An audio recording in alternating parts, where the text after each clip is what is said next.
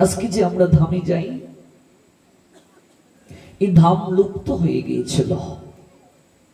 শ্রীমন মহাপ্রভুই এই ধাম প্রকাশ করলেন, লুপ্ত তীর্থ উদ্ধার করলেন। তিনি স্বয়ং কৃষ্ণ, স্বয়ং পরমেশ্বর। এরপরও তিনি কৃষ্ণ থেকে শ্রেষ্ঠ, করুণার দিক থেকে শ্রেষ্ঠ। দুধকে যদি পাত্রে নিয়ে কেউ অগ্নিতে ফুটায় তাহলে দুধ ঘন হয়, দুগ্ধ ঘনীভূত হয়ে ক্ষীর হয়। স্বাদ বেড়ে যায় না কমে যায়? বেড়ে যায়। কৃষ্ণ প্রেমের ঘনীভূত রূপ হচ্ছে গৌরাঙ্গ। কৃষ্ণ প্রেমের ঘনীভূত রূপ গৌরাঙ্গ। যদিও কৃষ্ণই গৌরাঙ্গ, স্বয়ং পরমেশ্বর, কিন্তু করুণার দিক থেকে গৌরাঙ্গ শ্রেষ্ঠ, কৃষ্ণ থেকেও শ্রেষ্ঠ করুণার দিক থেকে। আমরা দেখতে পাই দাপরে এক হাতে ভক্ত ভগবানকে ডেকেছিলেন, বস্ত্র প্রার্থনা করেছিলেন, লজ্জা নিবৃত্তির জন্য শরণাগত হয়েছিলেন দ্রৌপদী। ভগবান তাকে কৃপা করেননি। যখন দুহাত তুলে পূর্ণভাবে আত্মসমর্পণ করলেন, তখনই ভগবান অনন্ত আকারে বস্ত্রের মাঝে নিজেকে আবির্ভূত করে দ্রৌপদীর সম্ভ্রমকে রক্ষা করেছিলেন। অথচ সেই পরমেশ্বর ভগবান কৃষ্ণ কলিযুগে আবির্ভূত হয়েছে। ভক্ত ভগবানকে ডাকার পূর্বে, ভক্ত ভগবানের নৈকট্যে আত্মসমর্পণ করার পূর্বে স্বয়ং ভগবান দুটো হাত তুলে অপেক্ষা করছেন ভক্তের জন্য।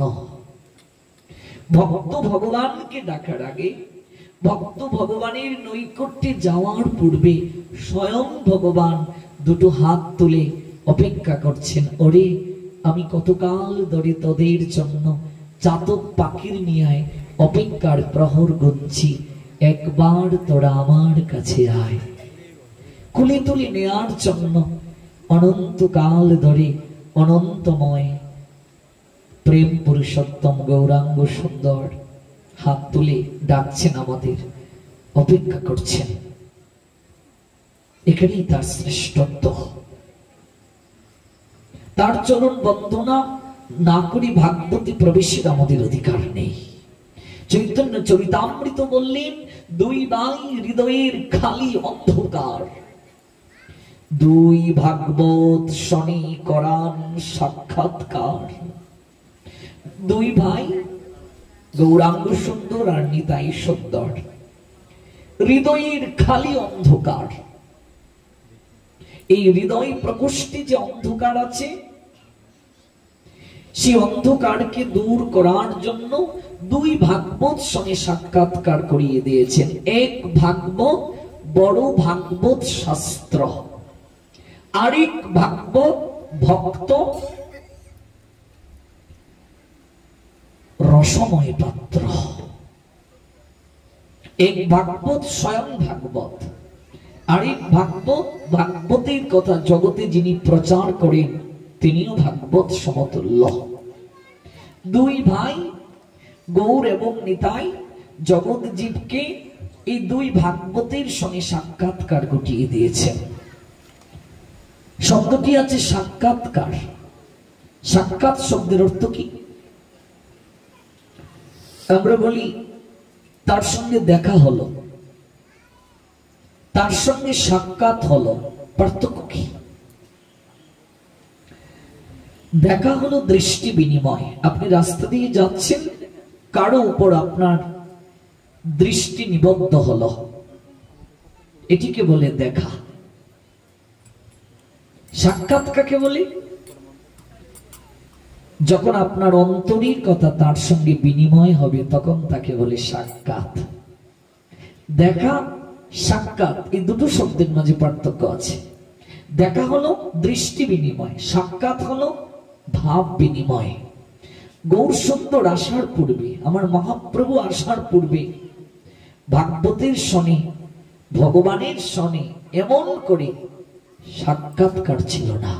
মানুষ জানতো ভগবান আছেন, মানুষ জানতো ভগবান আসেন, কিন্তু মানুষ কখনো জানতো না ভগবান এমন করে ধুলার পৃথিবীতে এসে ধুলার মানুষের সঙ্গে আলিঙ্গন করতে পারেন। মানুষ কখনো জানতো না ভগবান ধুলার পৃথিবীতে এসে ভগবান মানুষের সঙ্গে এমন করে মিশে যেতে পারেন। মানুষ কখনো জানতো না, মানুষ কখনো জানতো না একই কাতারে এমন করে বসা যায়। দেখেছ কি মনো, ব্রাহ্মণ চন্দালে করি কুলাকুলি।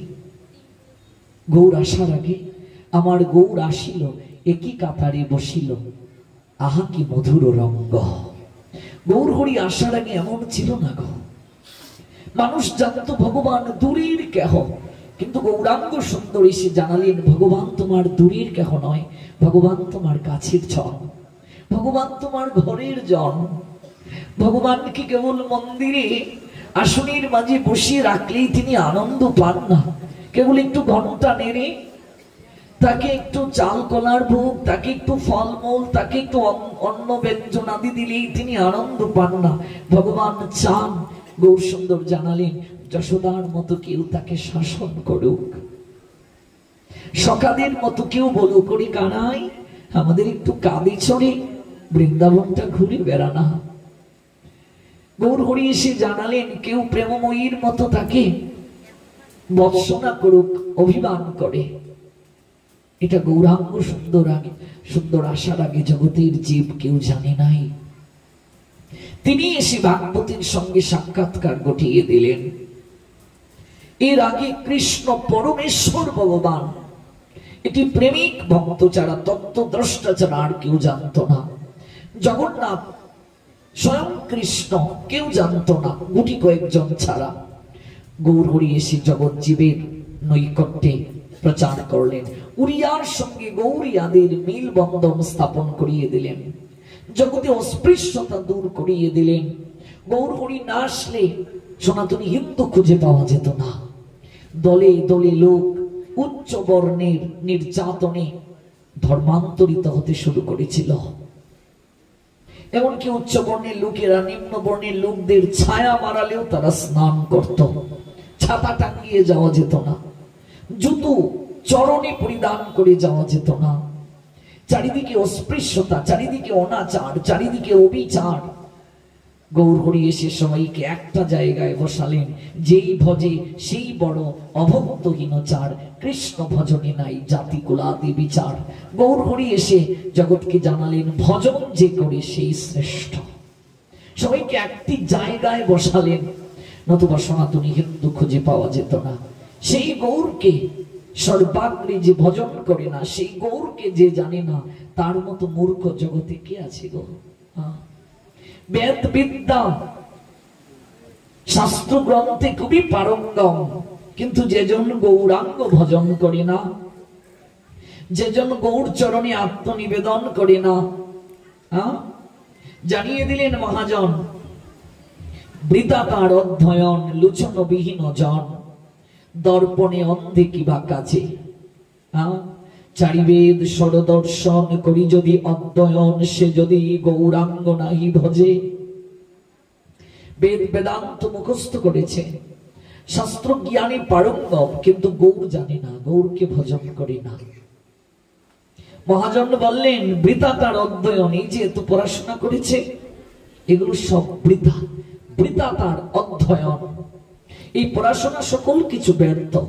লোচন বিহীন জন, লোচন শব্দের অর্থ চোখ।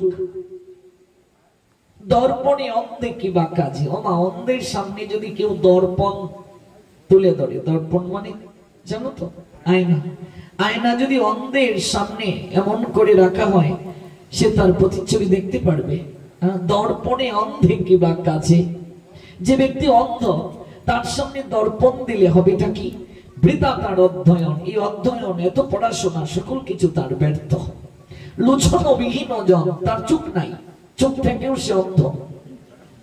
আচ্ছা, যে ব্যক্তির চোখ আছে কিন্তু চোখে দেখতে পায় না, আর কোন ব্যক্তির চোখেই নেই, পার্থক্য আছে কি? কোনো পার্থক্য নেই। চোখ থেকেও যে দেখতে পায় না, আর চোখ উঠিয়ে ফেলা হয়েছে। কি পার্থক্য আছে বলুন? লুছন বিহীন জন, দর্পণে অন্ধে কি বা কাজে? অন্ধ ব্যক্তির সামনে দর্পণ দিলে কি হবে গো? অথচ বেদ বিদ্যা দুই কিছুই না জানো তো, সে যদি গৌরাঙ্গ জানি সার, কিছু জানে না, কিন্তু জানে গৌর আমার, গৌরাঙ্গ জানি সার। পাণ্ডিত্য নেই, শাস্ত্র জ্ঞান নেই, বংশমর্যাদা নেই, কিচ্ছু নেই, রূপ নেই, গুণ নেই, কিন্তু সে জানে গৌর আমার। কলিযুগে সে জানে গৌর আমার। সে যদি গৌরাঙ্গ জানে সার, যদি জানে গৌর আমার একমাত্র সম্বল। মহাজন জানালেন নয়নানন্দ ভনে, সেই তো সকলই জানে, তার সব জানা হয়ে গেছে।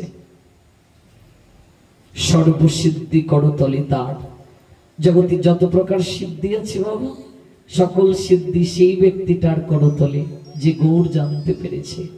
নয়নানন্দ ভনে, সেই তো সকলই জানে, সর্বসিদ্ধি করতলে তার। সেই গৌরাঙ্গ সুন্দর আমাদের নয়ন পথের পথিক্ষণ। সেই কাঙ্গালের ঠাকুর গৌরাঙ্গ সুন্দর আমাদের অহৈতুকী করুণা করুন। সেই পতিত পাবন গৌরাঙ্গ সুন্দর আমাদের ভাগবতের অতি দান করুন, মতি দান করুন। তার অহৈতুকী করুণাকে সম্বল করে, তার অহৈতুকী কৃপামৃতে স্নাত হয়ে আমরা সমবেত হয়েছি বাংলাদেশের বরিশাল জেলার বাকেরগঞ্জ উপজেলা স্থিত কলসকাটি সার্বজনীন শ্রী শ্রী রাধা মাধব জিওর মন্দির প্রাঙ্গণে। এই কেন্দ্রীয় মন্দির প্রাঙ্গণে বহুদূর দূরান্ত থেকে আজকের প্রাকৃত যজ্ঞস্থানে যারা উপবেশন করেছেন, পরমেশ্বর ভগবান শ্রীকৃষ্ণের আবির্ভাব তিথি উপলক্ষে যে যজ্ঞ অনুষ্ঠান চলছে, এই যজ্ঞস্থানে উপবেশিত হয়ে যারা পরমেশ্বর ভগবান শ্রী গোবিন্দের চরণে আহুতি দিতে এসেছেন, প্রেমাঞ্জলি নিবেদন করতে এসেছেন, ভক্তি অঞ্জলি নিবেদন করতে এসেছেন, আপনাদের প্রত্যেকেরই রাতুল ও আতুল রাঙ্গা চরণে আমি অভাজন বৈষ্ণব জ্ঞানী ভক্তিপূর্ণ প্রণাম নিবেদন করছি। এই অভাজনকে আপনারা 7 দিন ব্যাপী আপনাদের এই যজ্ঞ অনুষ্ঠানে আহুতি প্রদান করার সুযোগ দান করেছেন। এজন্য আমি আয়োজনকারী ভক্তবৃন্দের প্রতি চিরকৃতজ্ঞতা জ্ঞাপন করছি। আয়োজনকারী ভক্তবৃন্দ জয় হন, তাদেরই প্রয়াস উত্তরোত্তর শ্রীবৃদ্ধি প্রাপ্ত হোক, ধাপে ধাপে উন্নতির সিঁড়ি জীবনে নতুন নতুন সফলতা বয়ে আনন তারা। দেশ জাতি তথা সমাজ সমৃদ্ধ হোক তাদেরই কর্ম তৎপরতায়, তাদেরই অহৈতুকী প্রয়াস আমাদের প্রত্যেকের চিত্তে কৃষ্ণ প্রেম ভক্তির বীজ বপন করুক। পরিচর্যার দ্বারা সেই বীজ অঙ্কুরিত হোক, পল্লবিত হোক, পুষ্পিত হোক।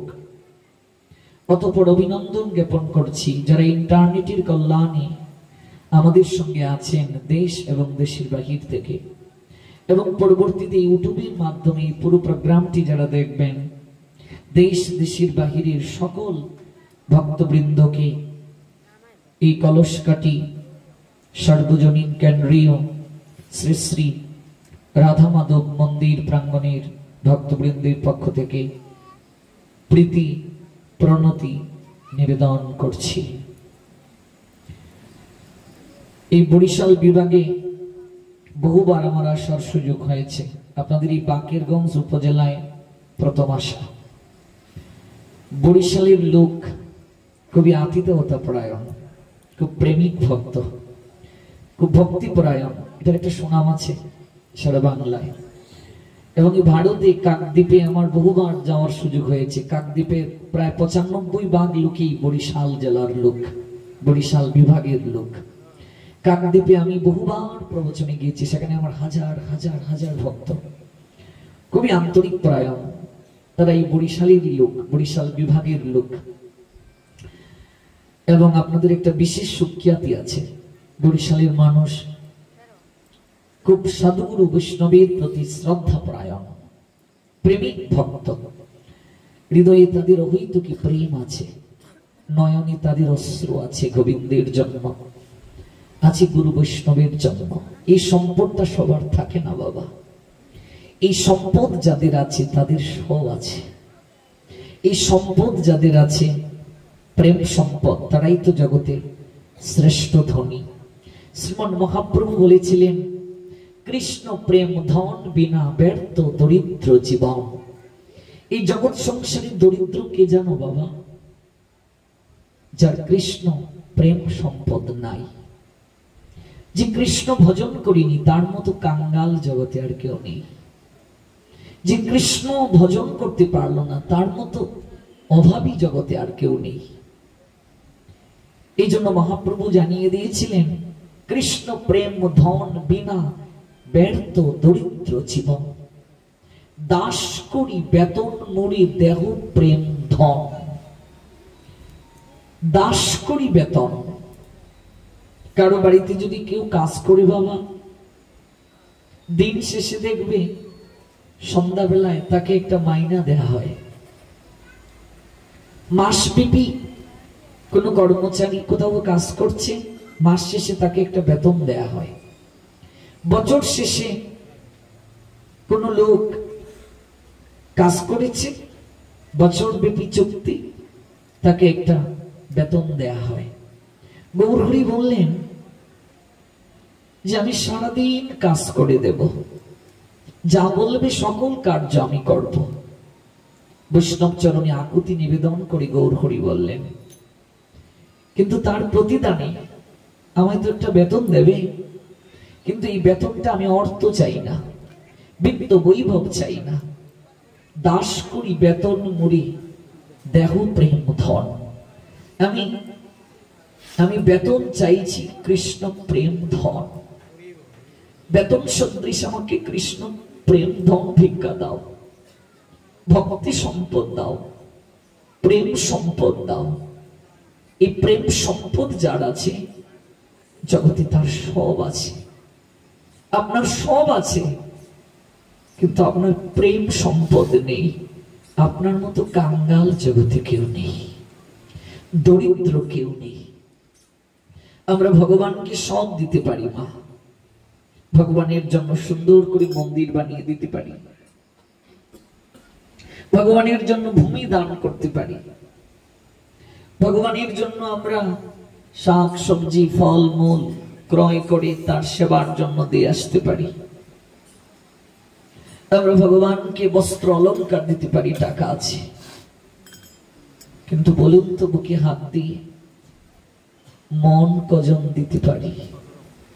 ভগবান তো গীতায় একই কথা দুটো শ্লোকে বললেন, মন মনা ভব, তোমার মনটা আমায় দাও। আর কিছু চাননি ভগবান, আর কিচ্ছু দিতে বলেননি। সব দিতে পারি, মন দিতে পারি না। মন দিলে তো মদন মোহনকে পাওয়া হয়ে যায়। মন দিলে মন মোহিনী প্রেমময়ী রাধারানী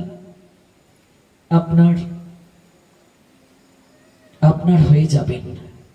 সব দিতে পারি আমরা, মন দিতে পারি না। আর ভগবান আমরা যা কিছু দিচ্ছি কিচ্ছু দিতে বলেননি, বললেন তোমার মনটা আমায় দাও। এই বরিশাল বিভাগের লোকের আমি যত জায়গায় প্রবচন করেছি, ভোলায় আমি 57 দিন প্রবচন করেছি এক নাগারে। ভোলা জেলায় অনেক ভক্ত আসবে আপনাদের এখানে প্রবচনে, ভোলা থেকে। আজও একজন মাতাজি প্রাথমিক স্কুলের শিক্ষিকা, তিনি রওনা দিয়েছেন আপনাদের এই পাঠে আসার জন্য। ভোলাতে আমার অনেক ভক্ত। 57 দিন প্রবচন করেছিলাম ভোলায়, পটুয়াখালীতে, বাউফলে বহুবার এসেছি, আশেপাশে বহুবার এসেছি আপনাদের এখানে। আমি দেখেছি এই অঞ্চলের মানুষ খুবই সরল, খুবই সরল। তারা অর্থবিত্ত বৈভবের থেকেও সারল্যতা তাদের বেশি, ভক্তিটা তাদের বেশি, প্রেম তাদের বেশি। কাজেই আমি আপনাদের নৈকট্যে তুচ্ছাতি তুচ্ছ, নগণ্য, কীটাণু কীট আপনাদেরকে শেখানোর জন্য আসিনি, আপনাদেরকে কিছু জানাবো সেজন্য আসিনি। আমি এসেছি আপনাদের কাছ থেকে প্রেম নেয়ার জন্য, ভক্তি নেয়ার জন্য এসেছি, আপনাদের সঙ্গে ইষ্টপুষ্টি করার জন্য। ইষ্টপুষ্টি হলো ভাব বিনিময়, অন্তরের কথা বিনিময়।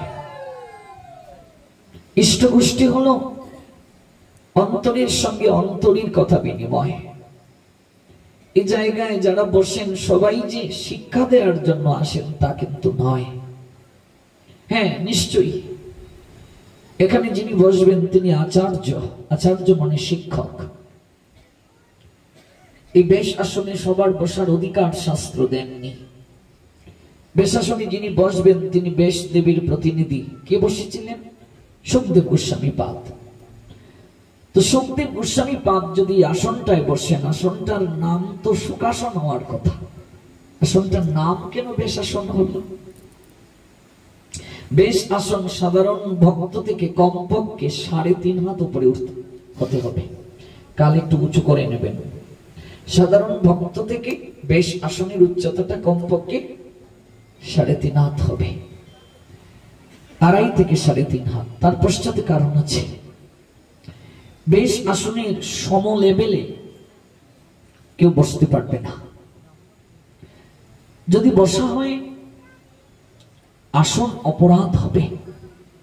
বেশ আসনের পিছনে কেউ বসবে না। আমরা কি পিছনে বসার কোনো ব্যবস্থা রেখেছি?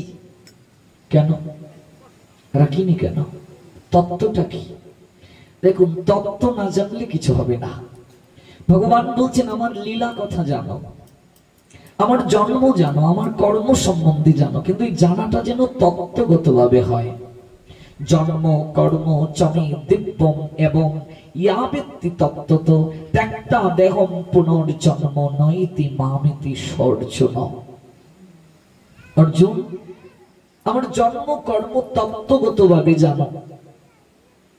যদি তত্ত্বগত ভাবে না জানো, তোমার আসা যাওয়া বারণ হবে না।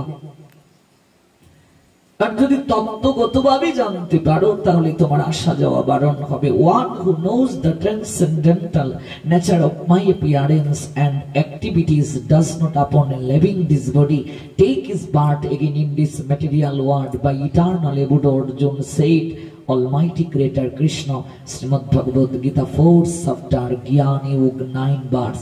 Oh my dear Arjun, please listen attentive what I say.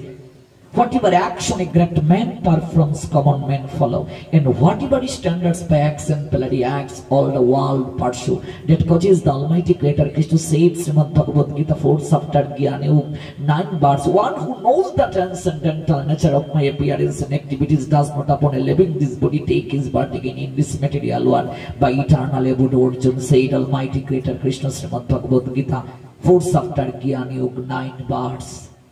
আমার জন্ম, আমার কর্ম, আমার দিব্য লীলা এগুলো জানো তত্ত্বগত ভাবে। তত্ত্বটা কি? কেউ যদি আপনাকে জিজ্ঞেস করে বাবা আপনার বাড়ি কোথায়, আপনি বলবেন আমার বাড়ি কলসকাঠি। বরিশালের লোক সেটি চিনবে।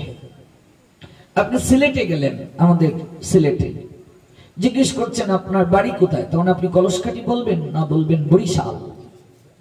কলসকাঠি অনেক চিনবে না। যেমন আমার বাড়ি সুনামগঞ্জ জেলায়।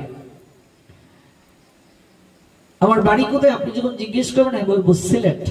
সুনামগঞ্জ থেকে সিলেটটাকে মানুষ ভালো চেনে।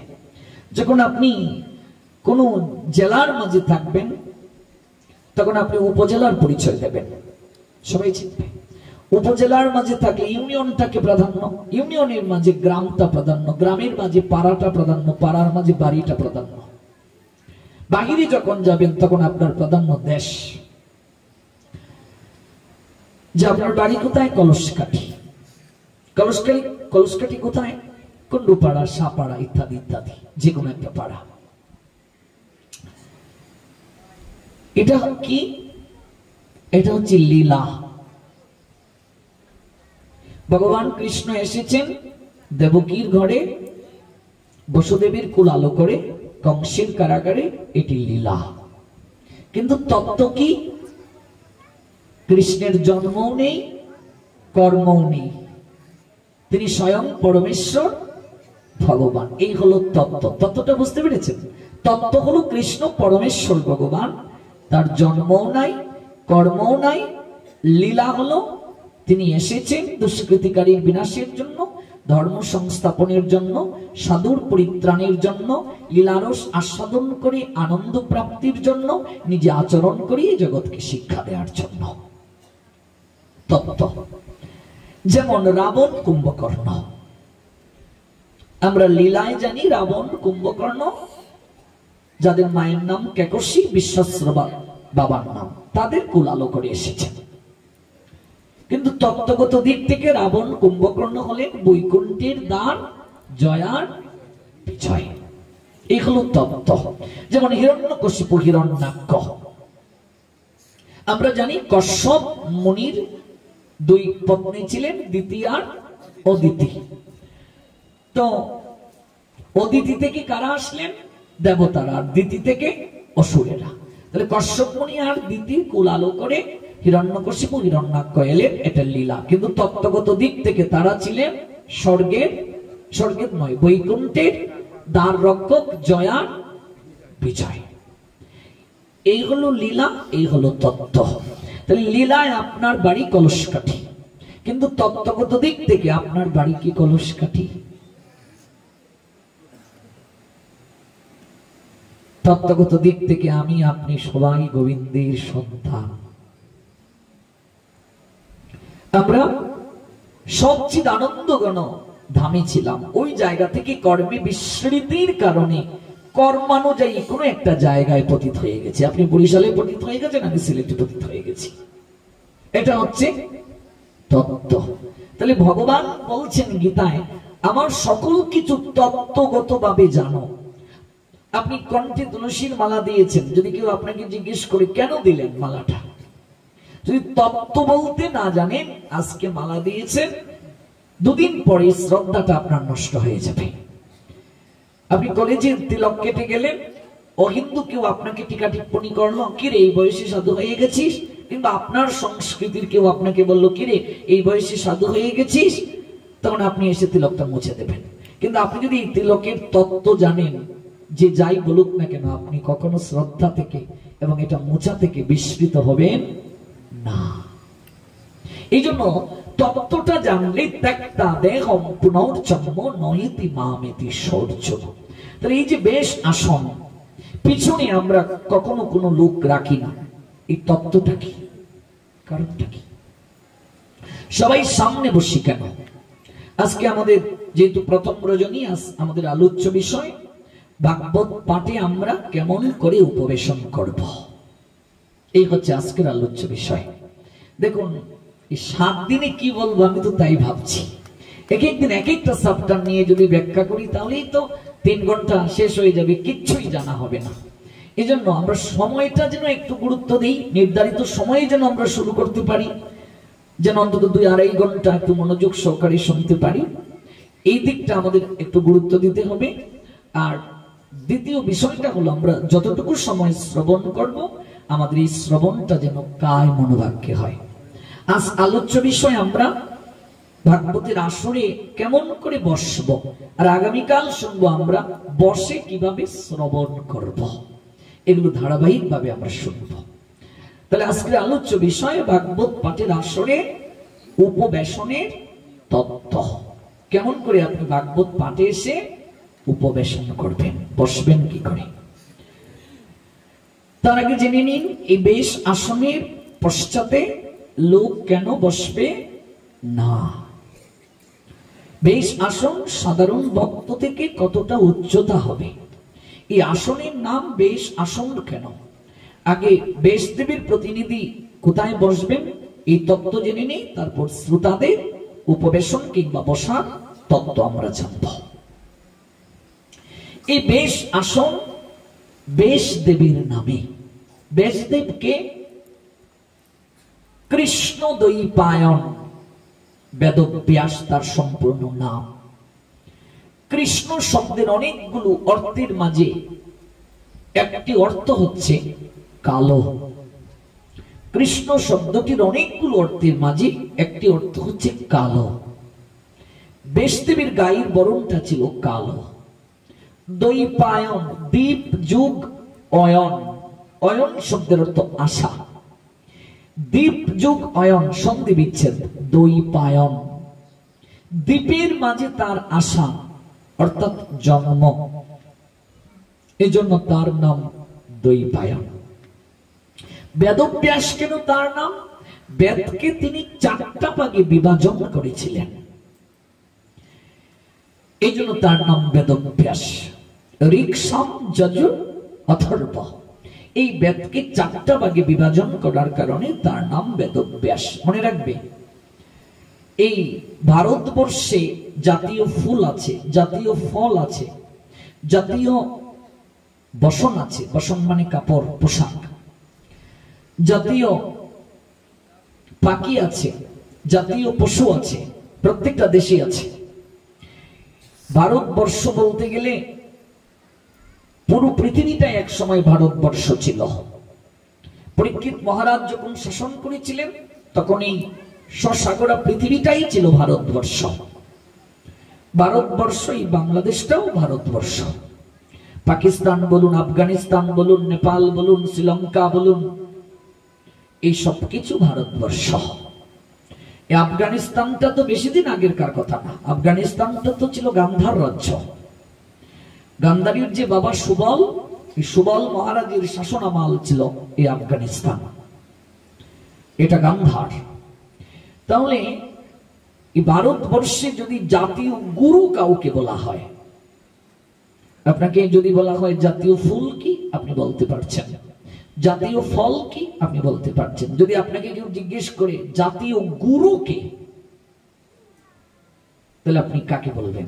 কৃষ্ণ দ্বৈপায়ন বেদব্যাস, তিনি হলেন জাতীয় গুরু, ভারতবর্ষের জাতীয় গুরু। মনে রাখবে, জাতি একটাই, সনাতনী। পৃথিবীতে ধর্ম একটাই, সনাতন। এই সনাতন থেকে পরবর্তীতে বিভিন্ন মত পথের সৃষ্টি হয়েছে। পৃথিবীতে যত মত দেখছেন, পৃথিবীতে যত পথ দেখছেন, সকল মত, সকল পথ সনাতন থেকে সৃষ্টি। প্রমাণ কোথায়? প্রমাণ ভগবান নিজে বলছেন, আমার থেকে সকল কিছুর সৃষ্টি হয়েছে। অহম সর্বস্ব প্রভব মত্ত সর্বম প্রবর্ততে ইতি মত্তা ভজন্তে মাম বুধা ভাব সমন্বিতা। শ্রীমদ্ ভগবদ গীতা 10ম অধ্যায়, বিভূতি যুগ, শ্লোক সংখ্যা 8। যখন আমি সংস্কৃতে শ্লোকগুলো উচ্চারণ করব তখন 3টা ভাষায় বলবো, কারণ আপনাদের এই অনুষ্ঠানটি কেবল এই কলসকাঠির মাঝে সীমাবদ্ধ নয়, সারা বিশ্বের লোক দেখছে। এমন অনেক লোক আছে ইন্টারনেটে যারা বাংলা বুঝেন না কিংবা সংস্কৃত বুঝেন না, তারা ইংলিশ বুঝেন, তাদের জন্য ইংলিশে কেবল শ্লোকগুলো যখন উচ্চারণ করব তখন 3টা ভাষায়, বাংলা, সংস্কৃত, ইংরেজি বলবো। পুরো পাঠ ইংলিশে করলে তো আর সবাই আমরা বুঝবো না, বা সংস্কৃতে করলেও সবাই বুঝবো না, কেবল শ্লোকগুলো যখন উচ্চারণ করব। তাহলে বলছেন, অহম সর্বস্ব প্রভব মত্ত সর্বম প্রবর্ততে ইতি মত্তা ভজন্তে মাম বুধা ভাব সমন্বিতা। শ্রীমদ্ ভগবদ গীতা 10ম অধ্যায়, বিভূতি যোগ, শ্লোক সংখ্যা 8। সংস্কৃতে আমরা উচ্চারণ করলাম। এটার বাংলা কি? ভগবান বলছেন, হে অর্জুন, আমি জড় চেতন জগতের সকল কিছুর উৎস। The omnipotent maker Krishna said, Srimad Bhagavad Gita, oh my dear Arjun, please listen attentive, I am the source of all spiritual and material worlds. এই পৃথিবীতে আমি জড় চেতন জগতের সকল কিছুর উৎস। আমার থেকেই সকল কিছুর সৃষ্টি হয়েছে। Everything emanates from me. আমার থেকে পৃথিবীতে তুমি যা কিছু দেখতে পাচ্ছ সকল কিছু আমার থেকে সৃষ্টি। যারা বুদ্ধিমান ব্যক্তি, যারা বিচক্ষণ ব্যক্তি, যারা পণ্ডিত ব্যক্তি, যারা মেধাবী ব্যক্তি, তারা এই তত্ত্ব অবগত হয়ে আমার আরাধনা করে। সনাতনীরা হলো বুদ্ধিমান, গীতার ভাষায়। সনাতনীরা হলো বিচক্ষণ, সনাতনীরা হলো মেধাবী। সংস্কৃতে বুদ্ধিমান বুধা, সংস্কৃতে বুধা শব্দটির বাংলা অর্থ হচ্ছে বুদ্ধিমান। ইংরেজিতে intelligent. The intelligent person perfectly know the engage in my devotional service and worship me with all their heart, saying, all power supreme me Krishna Srimad Bhagavad Gita 10 chapter Vibhuti Yug 8 verse।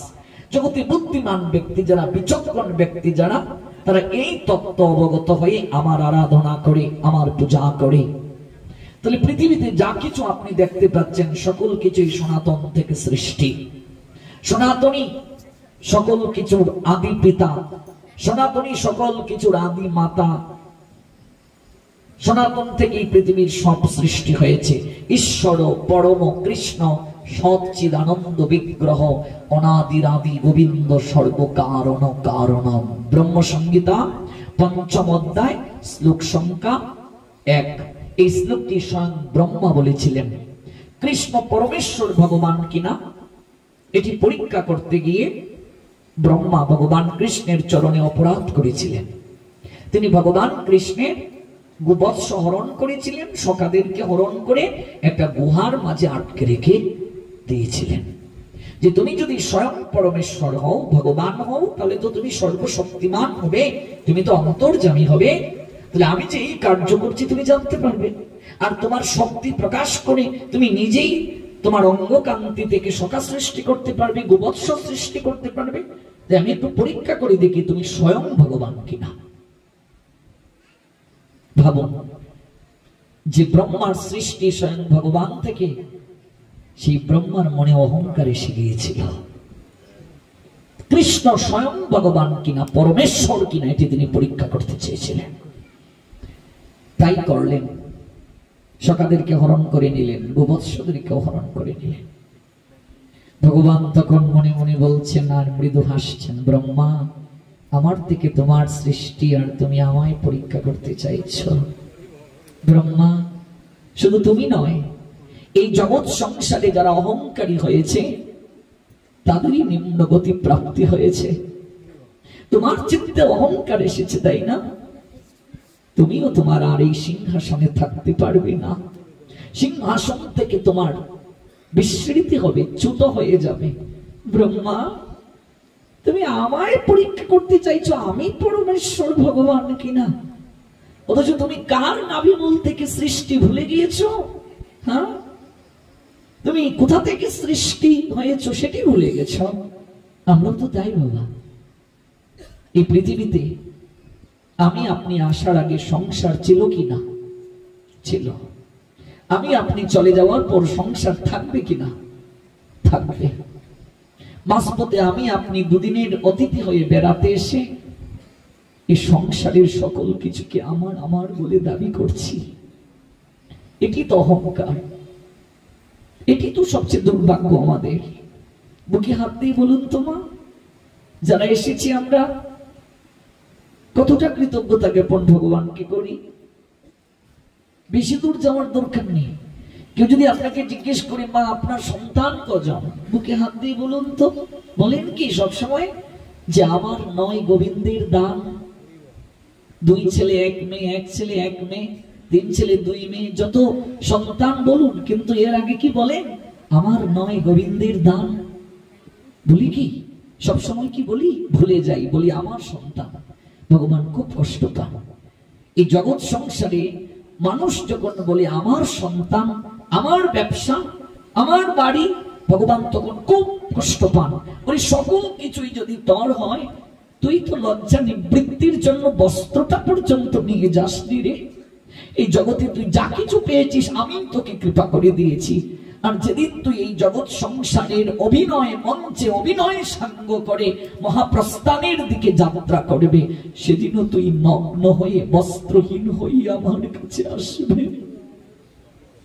সকল কিছু তো আমি তোকে দিয়েছি, অথচ আমার প্রতি কৃতজ্ঞতা জ্ঞাপন করতে তুই ভুলে যাস। আর কিছু চান না রে মা ভগবান। মানুষ যখন কেবল এই কথাটা স্বীকার করে, আমার নয় গোবিন্দের দান, তাতেই ভগবান সন্তুষ্ট।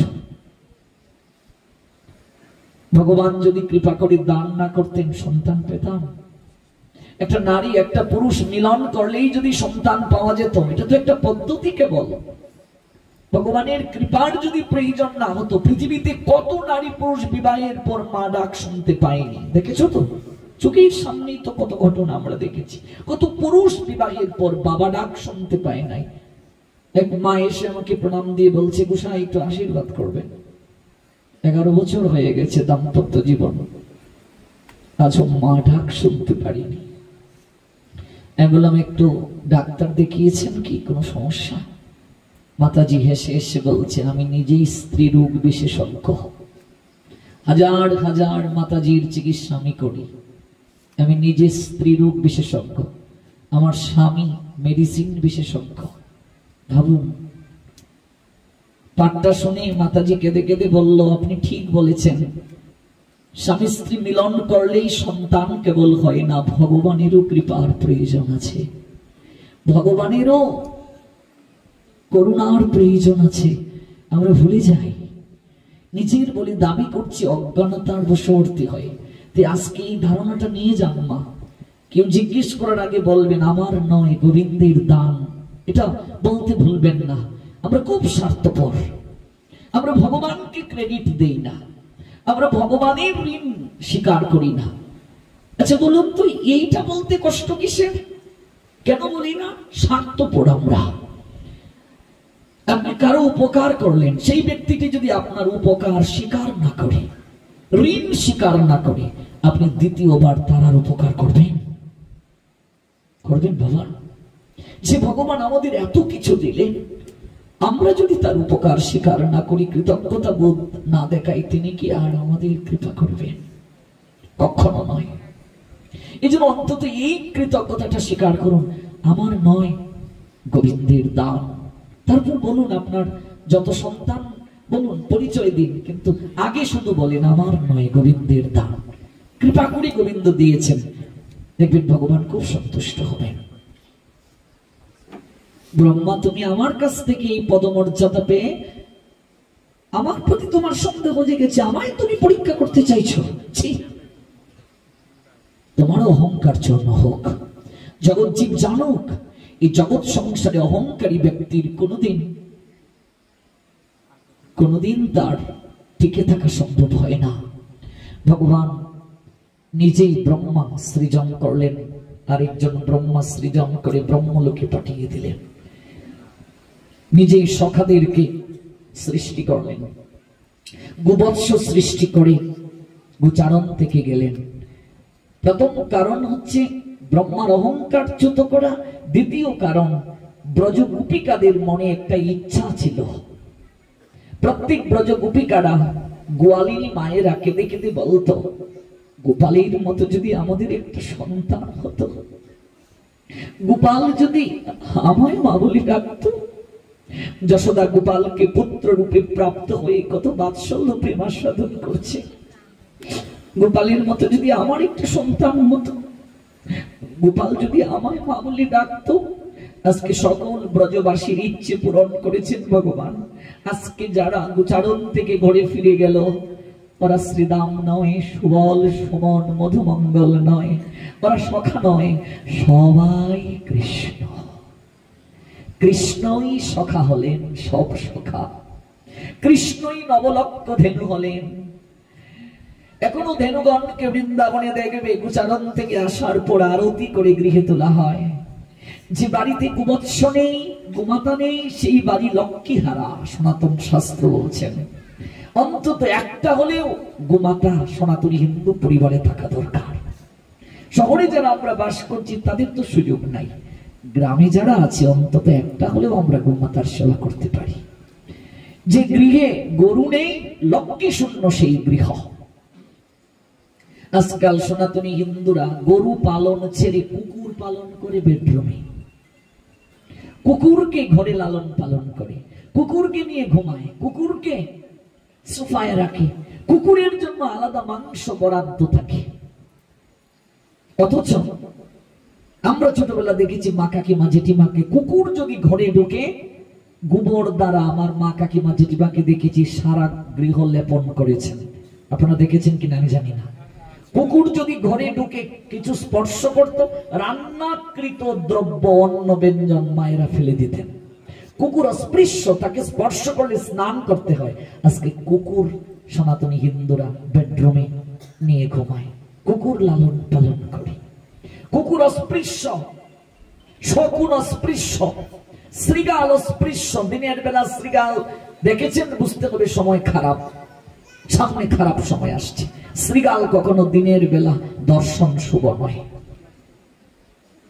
শূকর অস্পৃশ্য, স্পর্শ করলে স্নান করতে হয়। মুরগি অস্পৃশ্য, খাবে দূরের কথা, স্পর্শ করলেই স্নান করতে হয়। পিছিয়ে যান 100 বছর, সনাতনী হিন্দুরা 100-200 বছর আগে মুরগি লালন পালন করতই না। গুরু গোসাইরা যে বাড়িতে মুরগি লালন পালন হতো আসতেন না, দীক্ষা দিতেন না, দক্ষিণা সেই বাড়ি থেকে নিতেন না। আজকাল গুরু গোসাইরাও সহজিয়া হয়ে গেছেন, দক্ষিণা একটু বাড়িয়ে দিলে যে যাই করুক, শিষ্য অপকর্ম করুক আর নাই করুক, এই নিয়ে তাদের মাথা ব্যথা নাই। কিন্তু হিন্দুদের খাবার মুরগ, মুরগি নয়। মুরগির সংস্কৃত শব্দ কুক্কুটি। কুক্কুটি হিন্দুদের খাবার না, এটা ম্লেচ্ছ জবনদের খাবার। মুরগি রান্না বান্নাও যদি করে, স্নান করে খায়ও যদি কেউ, তাকে স্নান করে ঘরে ঢুকতে হয়। এটা ম্লেচ্ছদের খাবার, এটা জবনদের খাবার। আজকাল দিন দিন হিন্দুরা ম্লেচ্ছ হয়ে যাচ্ছে, জবন হয়ে যাচ্ছে। আচরণে ম্লেচ্ছ, আচরণে জবন। কোন হিন্দু ছেলে মেয়ে, কোন হিন্দু পরিবারের সদস্য স্নান না করে আহার করা উচিত নয়। স্নান না করে যে হিন্দু খায় সে জবন হয়ে গেছে, ম্লেচ্ছ হয়ে গেছে। স্নান না করে খাওয়া পদ্মপুরাণ বলছে মল ভোজন করা। স্নান না করে সনাতনী হিন্দুরা আহার করবে না। স্নান না করে যে আহার গ্রহণ করে সে ম্লেচ্ছ, আচরণহীন, অপবিত্র, সে লক্ষ্মী হারা, সে ভক্তি বৈরাগ্য থেকে সরে যাবে সে। স্নান করে সনাতনী, প্রত্যেক সনাতনী ললনার দায়িত্ব স্নান করেই সে তুলসীর মূলে আগে জল দেবে। যে গৃহে সন্ধ্যা বেলায় তুলসীর মূলে সে জ্যোতি জ্বলে না, ঘন্টা বাজে না, যে গৃহে ভোর বেলা সন্ধ্যা বেলা শঙ্খ বাজে না, উলুধ্বনি হয় না, উলুধ্বনি প্রেম ধ্বনি মঙ্গল ধ্বনি যে গৃহে হয় না, সকাল বেলা সন্ধ্যা বেলা অপহত্যাগুলো, অপঘাতে যারা মারা গিয়েছে, কোথাও যে আত্মাগুলো স্থান পায় না, সেই বাড়িতে এসে আশ্রয় গ্রহণ করে। যে গৃহে তুলসী নেই, সনাতনী হিন্দুর গৃহে শ্মশান তুল্য সেই গৃহ, মনে রাখবে। অপ আত্মাগুলো সেই গৃহে আসে। সনাতনী হিন্দুর বাড়ির দিকে তাকালেই মনে হবে এটা মন্দির।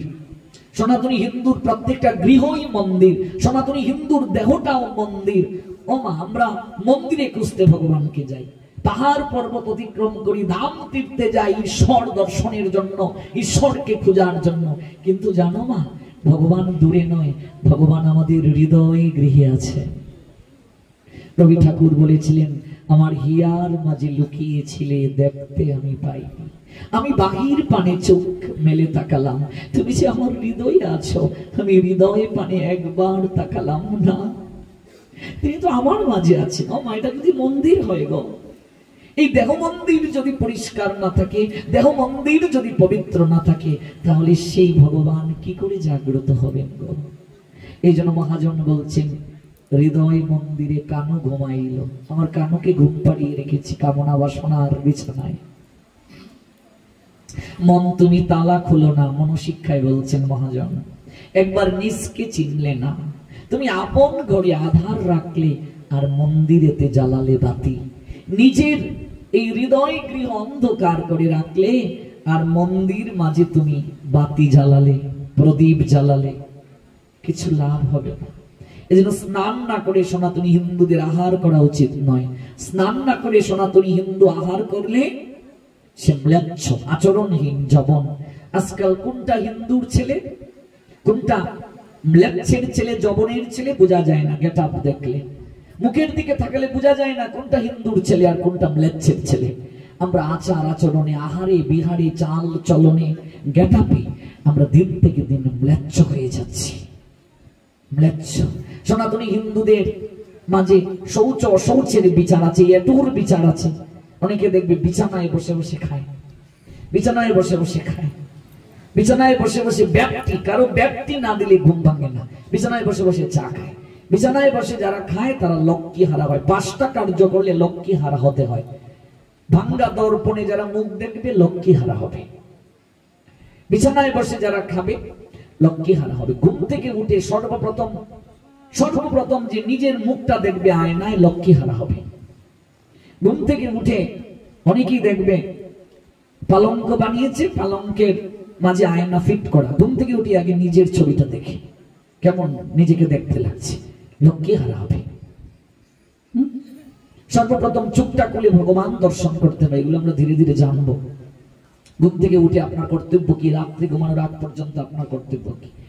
অনেকে বিছানায় বসে বসে আছে, আমার জন্য চা নিয়ে আসো, তারপর বিছানায় বসে বসে চা খেয়ে খেয়ে উঠবে। আরো কারো কারো দেখবে সুকটান না দিলে বাথরুম টয়লেটে গিয়ে তাদের মলমূত্র ক্লিয়ার হয় না। সুকটান বুঝেন তো, এমন বদভ্যাস করেছে, ওই মলমূত্র ত্যাগ করতে গিয়ে বা কি পারফিউম, কি সুগন্ধ মলমূত্রের, এগুলো নিচ্ছে আর বিড়ি টানছে, কিছু কুলাঙ্গার সিগারেট টানছে, আর নাইলে তাদের বাথরুম টয়লেটে গিয়ে ক্লিয়ার হয় না। এগুলো হচ্ছে আচরণহীন ম্লেচ্ছদের বৈশিষ্ট্য। কেন আজকে হিন্দুরা দিন থেকে দিন নিম্নগতি প্রাপ্ত হচ্ছে? আচরণহীন হওয়ার কারণে। ঋষিদের সন্তান তারা, তাদের শরীরে ঋষির বীর্য, কেন তারা আজকে দিন থেকে দিন শক্তিহীন? নিজের শরীরটাই তো তাদের পবিত্র নাই। এই যে আমরা পুজো পার্বণে মন্ত্র বলি, গোত্র বলি, কেউ কেউ আলম্বায়ন গোত্র, কাশ্যপ গোত্র, পরাশর গোত্র, এরকম আছে না বহুজনের বহু গোত্র, শিব গোত্র, অচ্যুত গোত্র, হ্যাঁ এরকম বহু গোত্র আছে। এগুলো কারা? এই গোত্র যে বলছি তারা কারা? এক একজন ঋষি, এক একজন মুনি। আপনি যদি আলম্বায়ন গোত্রের হন, আপনি যদি পরাশর গোত্রের হন, তার মানে পরাশর মুনির বীর্য আপনার শরীরে। আপনি যে গোত্রের সেই ঋষি, সেই মুনির গুণাবলী আপনার শরীরে। যদি তাই হয় তাহলে আজকে আপনার এই দুর্দশা কেন? আপনার আচরণহীন মনোভাবের জন্য আমি আপনি আজকে নিম্নগতি প্রাপ্ত হয়ে গেছি, ঈশ্বর থেকে দূরে সরে গেছি। এই জন্য আচরণটা মুখ্য। Whatever action a great man performs, common man follow, and whatever standards by exemplary acts all the world pursue. আচরণটা মুখ্য। আগে আচরণ করো। আপনি আচরে প্রভু জীবের শেখায়, আপনি না আচরিলে জীবকে শেখানো না যায়। আচরণটা মুখ্য। এই জন্য স্নান না করে আহার গ্রহণ করবে না। গুরু বৈষ্ণব যখন আমার গৃহে আসবেন, এটা আমার পরম সৌভাগ্য। গুরু বৈষ্ণবের পূর্বে আমাকে স্নান করতে হবে ঘুম থেকে উঠে। গুরু বৈষ্ণব আমার গৃহে এসেছেন, গুরু বৈষ্ণবের পরে যে ঘুম থেকে উঠবে, এটা এক প্রকার বৈষ্ণব চরণে অপরাধ, সাধু চরণে অপরাধ। গুরু বৈষ্ণবকে রেখে আমি আহার করে নিলাম, এটাও এক প্রকার অপরাধ। আমার গৃহে এসেছেন, বহু জন্মের ভাগ্য থাকলে বৈষ্ণব আসিয়া মিলে। বহু জন্মের সৌভাগ্য ছাড়া সাধু কারো গৃহে আসে না রে মা। বহু জন্মের সৌভাগ্য না থাকলে সাধু কারো গিয়ে রাত যাপন করে না রে মা। বৈষ্ণব কারো গিয়ে রাত যাপন করে না। এটি বহু জন্মের সৌভাগ্য প্রয়োজন। অর্থবিত্ত বৈভব থাকলে যে সাধু আমার গৃহে আসবে, ভাববেন না এটা, এটি ভাববেন না। সাধু যে গৃহে চরণ রাখেন, সেই গৃহ সঙ্গে সঙ্গে পবিত্র হয়ে যায়। সাধু যেখানে থাকবেন সেখানে কি অন্য কথা বলবেন, রাজনৈতিক কথা বলবেন, খারাপ কথা বলবেন? বৈষ্ণব সঙ্গেতে মন আনন্দিত, অনুক্ষণ সদা হয় কৃষ্ণ প্রসঙ্গ। সাধু যে গৃহে থাকবেন, যেখানে অবস্থান করবেন, সেখানে তিনি ভগবানের কথা বলবেন, হরিনাম করবেন, আরতি করবেন, কীর্তন করবেন, আর সঙ্গে সঙ্গে আমার গৃহটা পবিত্র হয়ে গেল। সকাল দুপুর সন্ধ্যায় তিন বেলা যেমন ভগবানকে প্রণাম দিতে হয়, তিন বেলা যেমন সন্ধ্যা আহ্নিক করতে হয়, তেমনি ভাবে গুরুজনকেও প্রণাম দিতে হয়। যদি গুরু বৈষ্ণব আমার গৃহে থাকেন, সকাল সন্ধ্যা এসে তাকে প্রণাম দেব। শ্বশুর শাশুড়িকে প্রণাম দেয়া দায়িত্ব বৌমার ত্রিসন্ধ্যা। পিতামাতাকে প্রণাম দেওয়ার দায়িত্ব সন্তানের সকাল দুপুর সন্ধ্যা। যদি পিতামাতা চলেও যান, ছবি টাঙ্গানো আছে, চিত্রপটে প্রণাম দেবে। গুরুদেব সবসময় আমার গৃহে যদি সশরীরে না থাকেন, চিত্রপটে আছেন, তাকে প্রণাম দিতে হবে। আর যদি বৈষ্ণব গুরুদেব আমার গৃহে থাকেন, তা তো আমার পরম সৌভাগ্য, তাকেও আরতি করতে হবে আরতির সঙ্গে সঙ্গে। এই হচ্ছে আচরণ। এটা সনাতনী হিন্দুদের আচরণ। সনাতনী হিন্দুর পরিবার মানে একটা মন্দির। হিন্দুদের পরিবার দেখলেই বোঝা যায়। কোনো ঘরের দিকে তাকালে, বাড়ির দিকে তাকালেই মনে হয় এটা হিন্দুর বাড়ি, একটা আলাদা বৈশিষ্ট্য আছে, একটা আলাদা লক্ষণ আছে সনাতনী হিন্দুদের বাড়ির দিকে, তাদের শরীরের দিকে, তাদের বসনের দিকে, ভূষণের দিকে একটা আলাদা বৈশিষ্ট্য আছে। অহংকারটা যেন না থাকে আমাদের। অহংকারে মত্ত হয়ে গৌর চরণ পাশরিয়া, নিতাই চরণ পাশরিয়া, গোবিন্দ চরণ পাশরিয়া, অনিত্যকে নিত্য বলে ভ্রম করছি আমরা। অনিত্যকে নিত্য বলছি, অসত্যকে সত্য বলছি।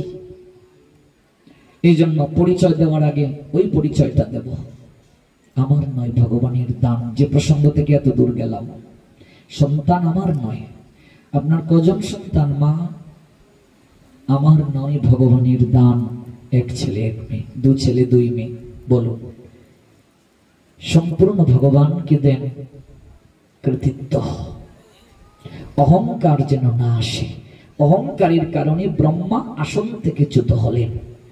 প্রীতি আর ভক্তির কারণে ব্রজ গোপিকাগণ, ব্রজবাসীগণ, মায়েরা গোপালকে সন্তানের ন্যায় প্রাপ্ত হলেন।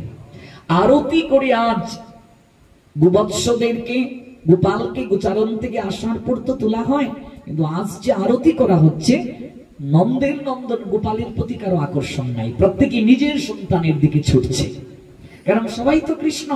কৃষ্ণ মানেই তো সর্ব আকর্ষণ। সবাই কৃষ্ণের দিকে ছুটছে, মানে নিজ নিজ সন্তানই কৃষ্ণ, নিজ নিজ সন্তানের দিকে ছুটছে, অর্থাৎ কৃষ্ণের দিকেই ছুটছে। যশোদার মনে প্রশ্ন জাগলো, ব্যাপারটা কি?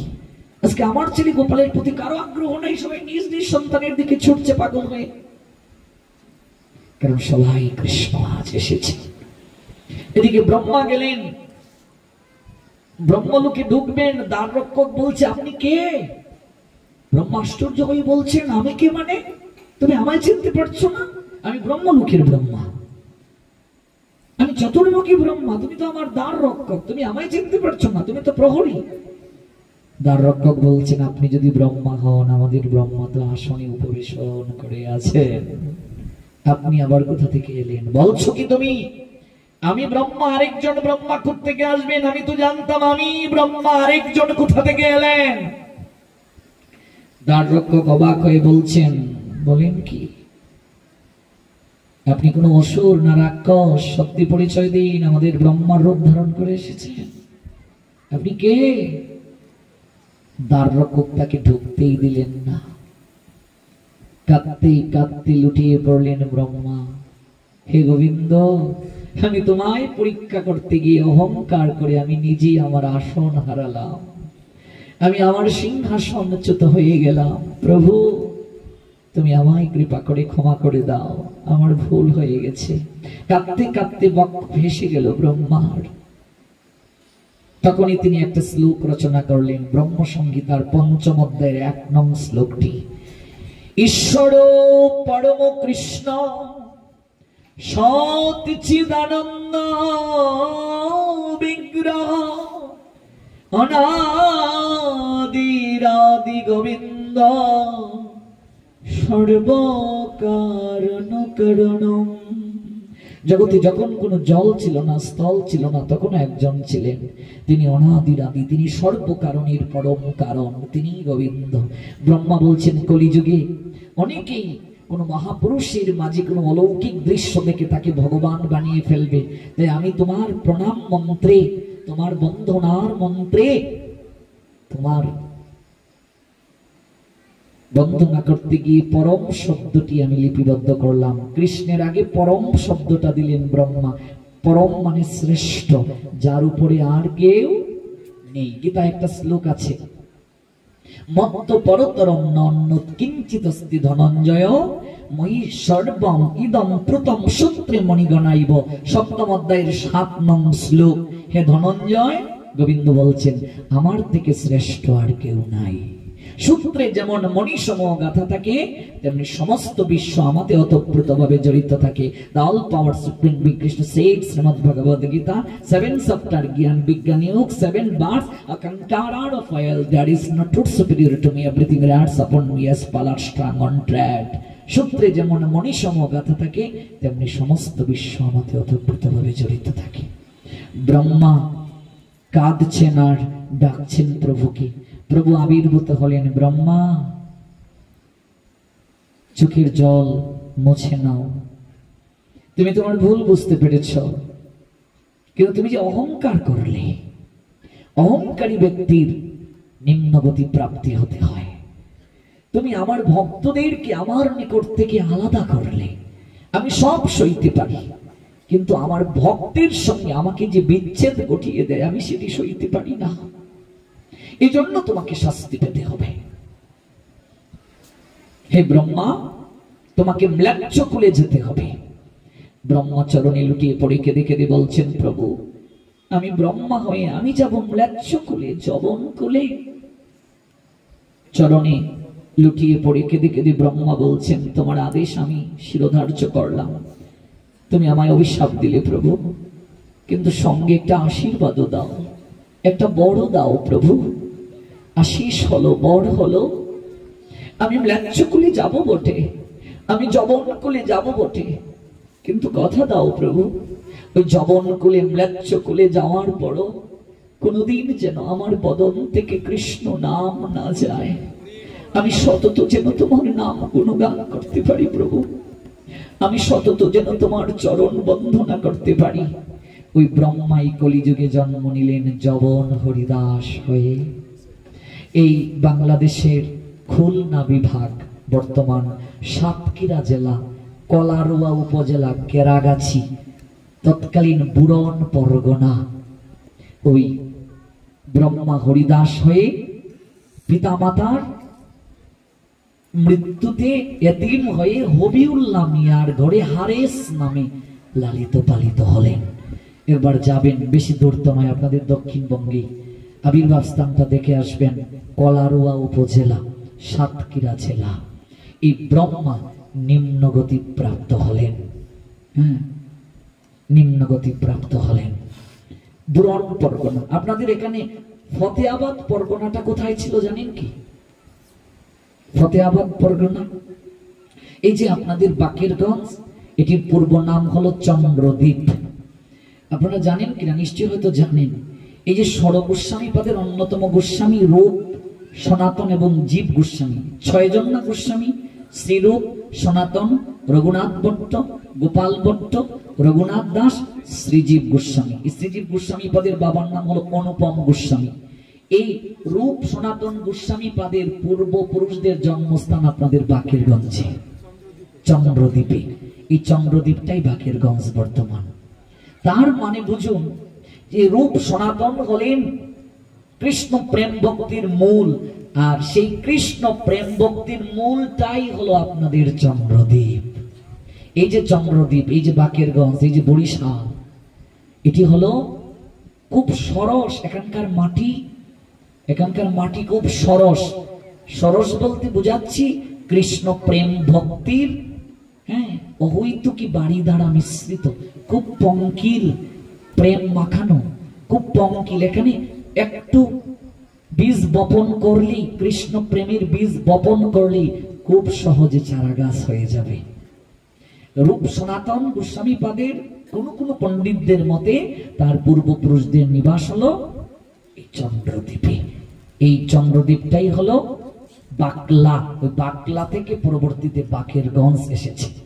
অপ্রবংশ। আমি তো বাংলা সাহিত্যের ছাত্র, আমি বাংলা সাহিত্যে গ্রাজুয়েশন করেছি, মাস্টার্স করেছি বাংলার উপরে, এবং এই বাংলা সাহিত্যের উপরে পিএইচডি করার মনোরথ।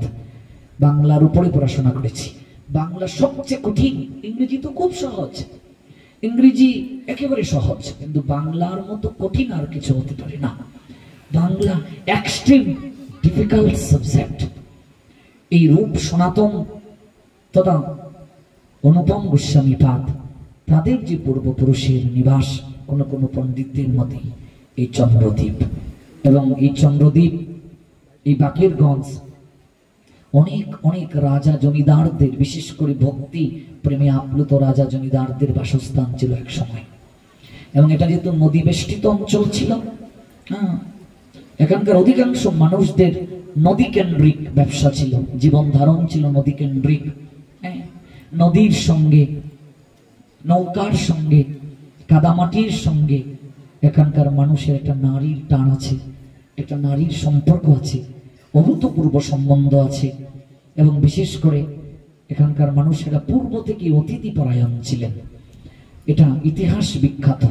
এখানকার ইতিহাস পড়লে জানা যায় এখানকার মানুষেরা খুবই অতিথি পরায়ণ। সাধুদেরকে, বিশেষ করে অতিথিদেরকে এখানকার মানুষেরা খুব সমাদর করেন, এটা ইতিহাসে লেখা আছে। এবং এই বাকেরগঞ্জ বিশেষভাবে ভক্তির একটা সূতিকাগার, আতুর ঘর বলা যায়। আমি জানি না সেই আতুর ঘরের ভক্তি আমরা কতটা ধরে রাখতে পেরেছি, আমরা কতটা গ্রহণ করতে পেরেছি, এটি হচ্ছে মুখ্য। যেমন আমাদের শ্রীহট্ট হচ্ছে গুপ্ত বৃন্দাবন। আমরা ধীরে ধীরে শ্রীহট্টের একদিন মহিমা বলবো, কিন্তু শুধু শ্রীহট্টে জন্ম নিলে তো হবে না, সিলেটে জন্ম নিলে তো হবে না। কতটা আমি আমল করতে পারলাম, ভক্তি কতটা আমি গ্রহণ করতে পারলাম, ভক্তি কতটা আমি ধরে রাখতে পারলাম, এটি হচ্ছে মুখ্য। ধামে জন্ম নিলে হবে না, ধামে কতটা, ধামের আলো বাতাসে বেড়ে উঠলে হবে না, কতটা ধামের মহিমাকে আমি অনুভব করলাম, ধামের মাহাত্ম্য কতটা হৃদয়ঙ্গম হলো, ধামের কতটা আদর্শ আমার জীবনে গ্রহণ হলো, এটি হচ্ছে মুখ্য। অহংকার যারা করে, ধামে জন্মগ্রহণ করেও যদি অহংকার করে, তাদেরও পতন হয়। ব্রহ্মার পতন হলো, ব্রহ্মার অহংকার বিস্মৃত হলো, চ্যুত হয়ে গেল। কোন প্রসঙ্গ থেকে আমরা এত দূর গেলাম? অহংকার মানুষকে নিম্নগতি প্রাপ্তি ঘটিয়ে দেয়। কৃষ্ণ পরমেশ্বর ভগবান, কৃষ্ণ স্বয়ং ভগবান, আর ব্রহ্মা তিনি কৃষ্ণকে চিনতে পারেননি। তো আমরা কি করে চিনবো, আমরা কি করে জানবো? এই পরমেশ্বর ভগবান কৃষ্ণকে চিনিয়ে দেওয়ার জন্য, জানিয়ে দেওয়ার জন্য ভগবান তার সপ্তাবেশ অবতার রূপে কৃষ্ণ দ্বৈপায়ন বেদব্যাস রূপে জগতে আবির্ভূত হলেন। আর সেই কৃষ্ণ দ্বৈপায়ন বেদব্যাসী হলো জাতীয় গুরু। যে প্রসঙ্গ থেকে আমরা এত দূর গেলাম, আপনাদের অনেকের মনে ধারণা জাগতে পারে যে আপনি একটা শুরু করে আরেকটায় চলে গেলেন। শুনতে থাকুন, একটা বিষয় শুরু করে ব্যাখ্যা করতে গিয়ে বিভিন্ন জায়গায় যাওয়া হতে পারে বোঝাতে গিয়ে, কিন্তু আমি আবার মূল প্রসঙ্গে ফিরে আসবো। এই জন্য শুনতে থাকুন, সব হৃদয়ের ইচ্ছে, হৃদয়ের জানারা কিঞ্চন সম্পূর্ণ হবে। সেই কৃষ্ণ দ্বৈপায়ন বেদব্যাসের নামে হলো বেশ আসন। এই বেশ আসনটা কৃষ্ণ দ্বৈপায়ন বেদব্যাসের নামে। কে সেই কৃষ্ণ দ্বৈপায়ন বেদব্যাস? আমরা জেনেছিলাম তিনি হলেন পরাশর মুনি আর সত্যবতী, যে সত্যবতীর পূর্ব নাম ছিল মৎস্যগন্ধা। এগুলো মহাভারতে পাবেন, ভাগবতের শুরুতেও পাবেন। ভাগবত যিনি রচনা করেছেন তিনি প্রথম শ্লোকটা লিখেছেন সত্যম পরম দিময়ী। কৃষ্ণ দ্বৈপায়ন বেদব্যাসের 18,000 শ্লোকের মাঝে প্রথম শ্লোকের শেষাংশে দেখবেন এবং শুরুতেও দেখবেন লেখা আছে সত্যম পরম দিময়ী, অর্থাৎ ভগবান একমাত্র সত্যের মাঝে আছেন। ভগবানের অনন্ত নামের মাঝে একটা নাম হলো সত্য। সত্যের মাঝে ভগবান আছেন, সত্যের মাঝে ভগবান আশ্রয় গ্রহণ করেন। ওই সত্য, সত্যের মাঝে যে ভগবান আছেন এটি বোঝানোর জন্যই কৃষ্ণ দ্বৈপায়ন বেদব্যাস নিজের স্মৃতিচারণ করছেন, নিজের কথা জানাচ্ছেন। কৃষ্ণ দ্বৈপায়ন বেদব্যাস, যার নামে বেশাসন, তিনি মাতা মৎস্যগন্ধার পরাশর মুনির মাধ্যমে জগতে এলেন। অনাকাঙ্ক্ষিত সন্তান, যদি এক কথায় বলা হয় অনাকাঙ্ক্ষিত। কুমারী মায়ের ঘরে যদি কারো জন্ম হয়, এই সমাজ সংসার তাকে অনাকাঙ্ক্ষিত বলে। তাহলে সে অনাকাঙ্ক্ষিত সন্তান আজ জগৎ গুরু হলেন কি করে? এই যে আমরা গুরু পূর্ণিমা পালন করলাম, গুরু পূর্ণিমা মূলত কি? কৃষ্ণ দ্বৈপায়ন বেদব্যাসের আবির্ভাব, কৃষ্ণ দ্বৈপায়ন বেদব্যাসের জন্মতিথি পালন। আজকাল কৃষ্ণ দ্বৈপায়ন বেদব্যাসের জন্মতিথি পালন থেকে মুক্ত হয়ে গেছে আমাদের নিজ নিজ গুরুদেবের পূজা। অনেকেই জানি না এটি যে কৃষ্ণ দ্বৈপায়ন বেদব্যাসের আবির্ভাব তিথি। প্রত্যেক গুরুদেব কৃষ্ণ দ্বৈপায়ন বেদব্যাসেরই প্রতিনিধি হন। এই জন্য মূলত কৃষ্ণ দ্বৈপায়ন বেদব্যাসের আবির্ভাব তিথি হলো গুরু পূর্ণিমা তিথি। একটা অবিবাহিত মায়ের ঘরে যদি সন্তান জন্ম হয়, সমাজের লোক তাকে অনাকাঙ্ক্ষিত সন্তান বলে নিন্দা দেয়, কিন্তু সেই সন্তানটা আজকে জগৎ পূজ্য হলেন মায়ের কারণে। এটি যদি আমরা একটু না জানি, ব্যাসদেবের চরণে যদি একটু অঞ্জলি না দিই, তাহলে ভাগবত আস্বাদন সম্পূর্ণ হবে না। কারণ ভাগবত যার মাধ্যমে পেলাম, যিনি ভাগবত উপহার দিলেন, শ্রী কৃষ্ণ দ্বৈপায়ন বেদব্যাসের চরণে প্রথম দিবসে, প্রথম অনুষ্ঠানে প্রেমাঞ্জলি নিবেদন করা শাস্ত্র নির্দেশ দিয়েছেন। মৎস্যগন্ধা দিবরীর কন্যা। আমরা এত দূর যাচ্ছি না, এত দূর গেলে শান্তি নিয়ে আমরা অনেক কিছুই জানতে পারবো না। তিনি মূলত অপ্সরা ছিলেন, একটা অভিসম্পাতের কারণে স্বর্গ থেকে তার বিস্মৃতি হয়েছিল। তাই আমরা এত দূরে যাচ্ছি না, কে অপ্সরা, কেন অপ্সরা হলেন, এগুলো অনেক তত্ত্ব আছে। দিবরীর কন্যা, তার সারা গায়ে মাছির গন্ধ করে। মাছির গন্ধ করার কারণে কেউ তাকে ভালোবাসে না। একটা নারী জীবনের ইচ্ছে থাকে যে আমি মা হব, আমার একটা সন্তান হবে, আমি বাৎসল্য প্রেমাস্বাদন করব। মেয়েটার শরীরে যৌবন এসেছে, তারও ইচ্ছে হয় কোনো পুরুষ আমায় বিবাহ করুক, আমার একটা সন্তান হোক। কিন্তু কোনো পুরুষ তাকে গ্রহণ করতে চায় না। কেন গ্রহণ করতে চায় না? কারণ তার সারা শরীরে মাছের গন্ধ করে। তাই বাবার কাছে, দিবরীর কাছে তার দুঃখের কথাটা খুলে বলছেন, বাবা, আমারও তো ইচ্ছে হয় আমার একটা সংসার হোক, কেউ আমায় ভালোবাসুক, আমার একটা সন্তান হোক, আমার মা বলে ডাকুক, আমি বাৎসল্য প্রেমাস্বাদন করি, কিন্তু কেউ তো আমায় গ্রহণ করতে চায় না। বাবা দিবর অশ্রু বিসর্জন করে বললেন, মারে, তোর দুঃখটা আমি বুঝি, তোর কষ্টটা, তোর হৃদয়ের যন্ত্রণাটা আমি বুঝি, কিন্তু আমি বাবা হয়ে কি করতে পারি মা? শুনেছি জগতে মহতের কৃপা হলে সব হয়, সাধুর কৃপা হলে সব প্রাপ্তি হয়। সাধু কৃপা ছাড়া জীবনে কিচ্ছু লাভ হয় না। ভগবানের কৃপা প্রাপ্তির প্রথম সোপানটাই সাধু কৃপা।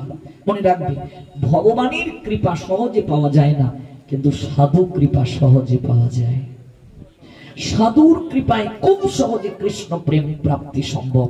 এজন্যই তো বৈষ্ণব বন্দনায় আছে, আমি তো কাঙ্গাল কৃষ্ণ কৃষ্ণ বলে ধাই তব পাছে পাছে। আমি তো কাঙ্গাল, কৃষ্ণ ভজনহীন, কৃষ্ণ প্রেমহীন, ভক্তিহীন। আজকে পিছনে পিছনে যাচ্ছি হে বৈষ্ণব ঠাকুর, কৃষ্ণ প্রেম পাবো বলে। একাকী আমার নাহি পায় বল, হরিনাম সংকীর্তনে। তুমি কৃপা করি শ্রদ্ধা বিন্দু দিয়া দেহ কৃষ্ণ নাম ধনে। কৃষ্ণ সে তোমার, কৃষ্ণ দিতে পারো, সে শক্তি তোমারও আছে। আমি তো কাঙ্গাল, কৃষ্ণ কৃষ্ণ বলে ধাই তব পাছে পাছে। তাই মা, সাধু কৃপা হলে অনেক কিছু হয় রে। আমি বাবা হই, তোকে আদেশ দিলাম, তুই যমুনা পারাপারের দায়িত্বটা নেবে। কত সাধু, কত মহাত্মা, ঋষি, কত মুনিগণ এই নৌকায় চড়ে যমুনা পারাপার হন। আমি তোকে দায়িত্ব দিলাম, তুই আজ থেকে বইটা হাতে নিয়ে খেয়া পারাপারের দায়িত্ব নে। আর কাল মনোবাক্যে চাতক পাখি নিয়ে অপেক্ষা করতে থাক। মারে, তোর চিত্তে যদি সত্যিকার অর্থে মা হওয়ার বাসনা থাকে, শ্রদ্ধা থাকে, ঈশ্বরের প্রতি দৃঢ় ভক্তি থাকে, আমার বিশ্বাস একদিন কোনো না কোনো সাধুর কৃপায় তোর হৃদয়ের ইচ্ছে পূরণ হবে, তোর মনের আকাঙ্ক্ষা চরিতার্থ হবে। সেদিন থেকে মেয়েটা হাতে বইটা নিয়ে বাবাকে প্রণাম দিয়ে খেয়া পারাপারের দায়িত্ব নিল। কত লোক তার নৌকায় ওঠে, কিন্তু তার মনে একটাই ভাবনা, তার নয়নে একটাই কেবল অবলোকন, একটাই নিরীক্ষণ, কবে কবে সাধুর চরণ ধুলি প্রাপ্ত হব, কবে কৃপা হবে আমার, কবে মহতের সান্নিধ্য পাব। চাতক যেমন গগন পানে তাকিয়ে থাকে, কবে বৃষ্টির বাড়িধারা নামবে, আর সেই বৃষ্টির বাড়িধারায় তার তৃষ্ণা নিবারণ হবে। চাতকের সামনে খাল, বিল, নদী, নালায় অনেক জল আছে, কিন্তু সেই জল দ্বারা চাতক পাখি তৃষ্ণা নিবারণ করতে পারে না। সে গগন পানে তাকায়, কখন বৃষ্টি নামবে, ওই জল দ্বারা সে তৃষ্ণা নিবারণ করবে। মৎস্যগন্ধা তাকিয়ে থাকে, কবে কবে আমার ইচ্ছে পূরণ হবে, কবে সাধু কৃপা পাবো, মহতের কৃপা পাবো। একদিন মৎস্যগন্ধার অপেক্ষা নিরসন হলো। দৈব যুগে সেদিন নৌকায় চরণ রাখলেন পরাশর মুনি। নৌকায় চরণটা রাখার সঙ্গে সঙ্গে মৎস্যগন্ধার সারা শরীর কম্পিত হয়ে উঠল। এক প্রেমানন্দ শরীরের মাঝে বিরাজ করল, একটা আনন্দে চিত্তটা ভরে গেল। মৎস্যগন্ধা মনে মনে ভাবলেন, কতজন এই নৌকায় চরণ রাখে, আমার তো কোনোদিন এমন অনুভব হয় না। কতজনকে আমি এপার ওপার পারাপার করলাম, নৌকায় কতজনের পদাঙ্ক এই নৌকা পেয়েছে, নৌকায় চরণ কতজনের পড়েছে, কারো চরণ পড়ায়। আমার তো এমন হয় না, আজ আমার এমন কেন হচ্ছে গো? আমার মন বলছে এই জটাধারী সাধু সাধারণ কেউ নয়, তিনি অনেক অলৌকিক গুণের অধিকারী। মনে মনে প্রার্থনা নিবেদন করলেন, হে মহাত্মা, আপনি তো সাধন সিদ্ধ, আপনি তো আমার অন্তরের কথা জানতে পারবেন, সাধনার দ্বারা তো সব জানা যায়। আমার ইচ্ছে যেন পূরণ হয় ঠাকুর, আমি মা হতে চাই, একটা সন্তান হোক আমার, যে আমায় মা বলে আমায় ডাকবে। জানিয়ে দিলেন মনের আকিঞ্চন, মনের বাসনা। পরাশর মুনি তাকে বড় মুদ্রায় কৃপা করলেন, এটিকে বলে বড় মুদ্রা। মনে রাখবে, যখন আপনি প্রার্থনায় বসবেন এটি ধ্যান মুদ্রা। আমরা ভগবানের অনেকেই সেবা দিই, কিন্তু আমরা মুদ্রা জানি না। ভগবানের ভোগ নিবেদনের সময় আবাহন মুদ্রা দিতে হয়, এগুলো অনেক বিষয় আছে। আমরা যে গৃহে আছি, মঙ্গল আরতির পর আমরা সকালবেলা 1 ঘন্টা ক্লাস দেব, আপনারা সবাই আসবেন। এই ক্লাসটা হলো কি করে ভগবানের সেবা দেবে, কি করে ভগবানের অর্চন করবে, যেগুলো ভাগবত পাঠে প্রশ্ন করা সম্ভব নয়, একান্তে এগুলো জানতে পারবে। আরতির পরপরই আসবে। আমরা তো 4টায় আরতি করি, কিন্তু এত রাতে তো আপনারা যেতে পারবেন না, তাই আপনাদের সবার সুবিধার জন্য আমরা পিছিয়ে দিলাম ক্লাসটা। 6:30টার দিকে বা 6টার দিকে হবে, আপনারা যেন আসতে পারেন। মৎস্যগন্ধা জানিয়ে দিলেন হৃদয়ের অভিলাষ, হৃদয়ের আকিঞ্চন, হৃদয়ের বাসনা। কৃপা করলেন, সঙ্গে সঙ্গে মৎস্যগন্ধার শরীর থেকে মাছের গন্ধ দূর হয়ে গেল। তার সারা শরীরে পদ্ম পুষ্পের সুগন্ধ প্রকাশিত হলো।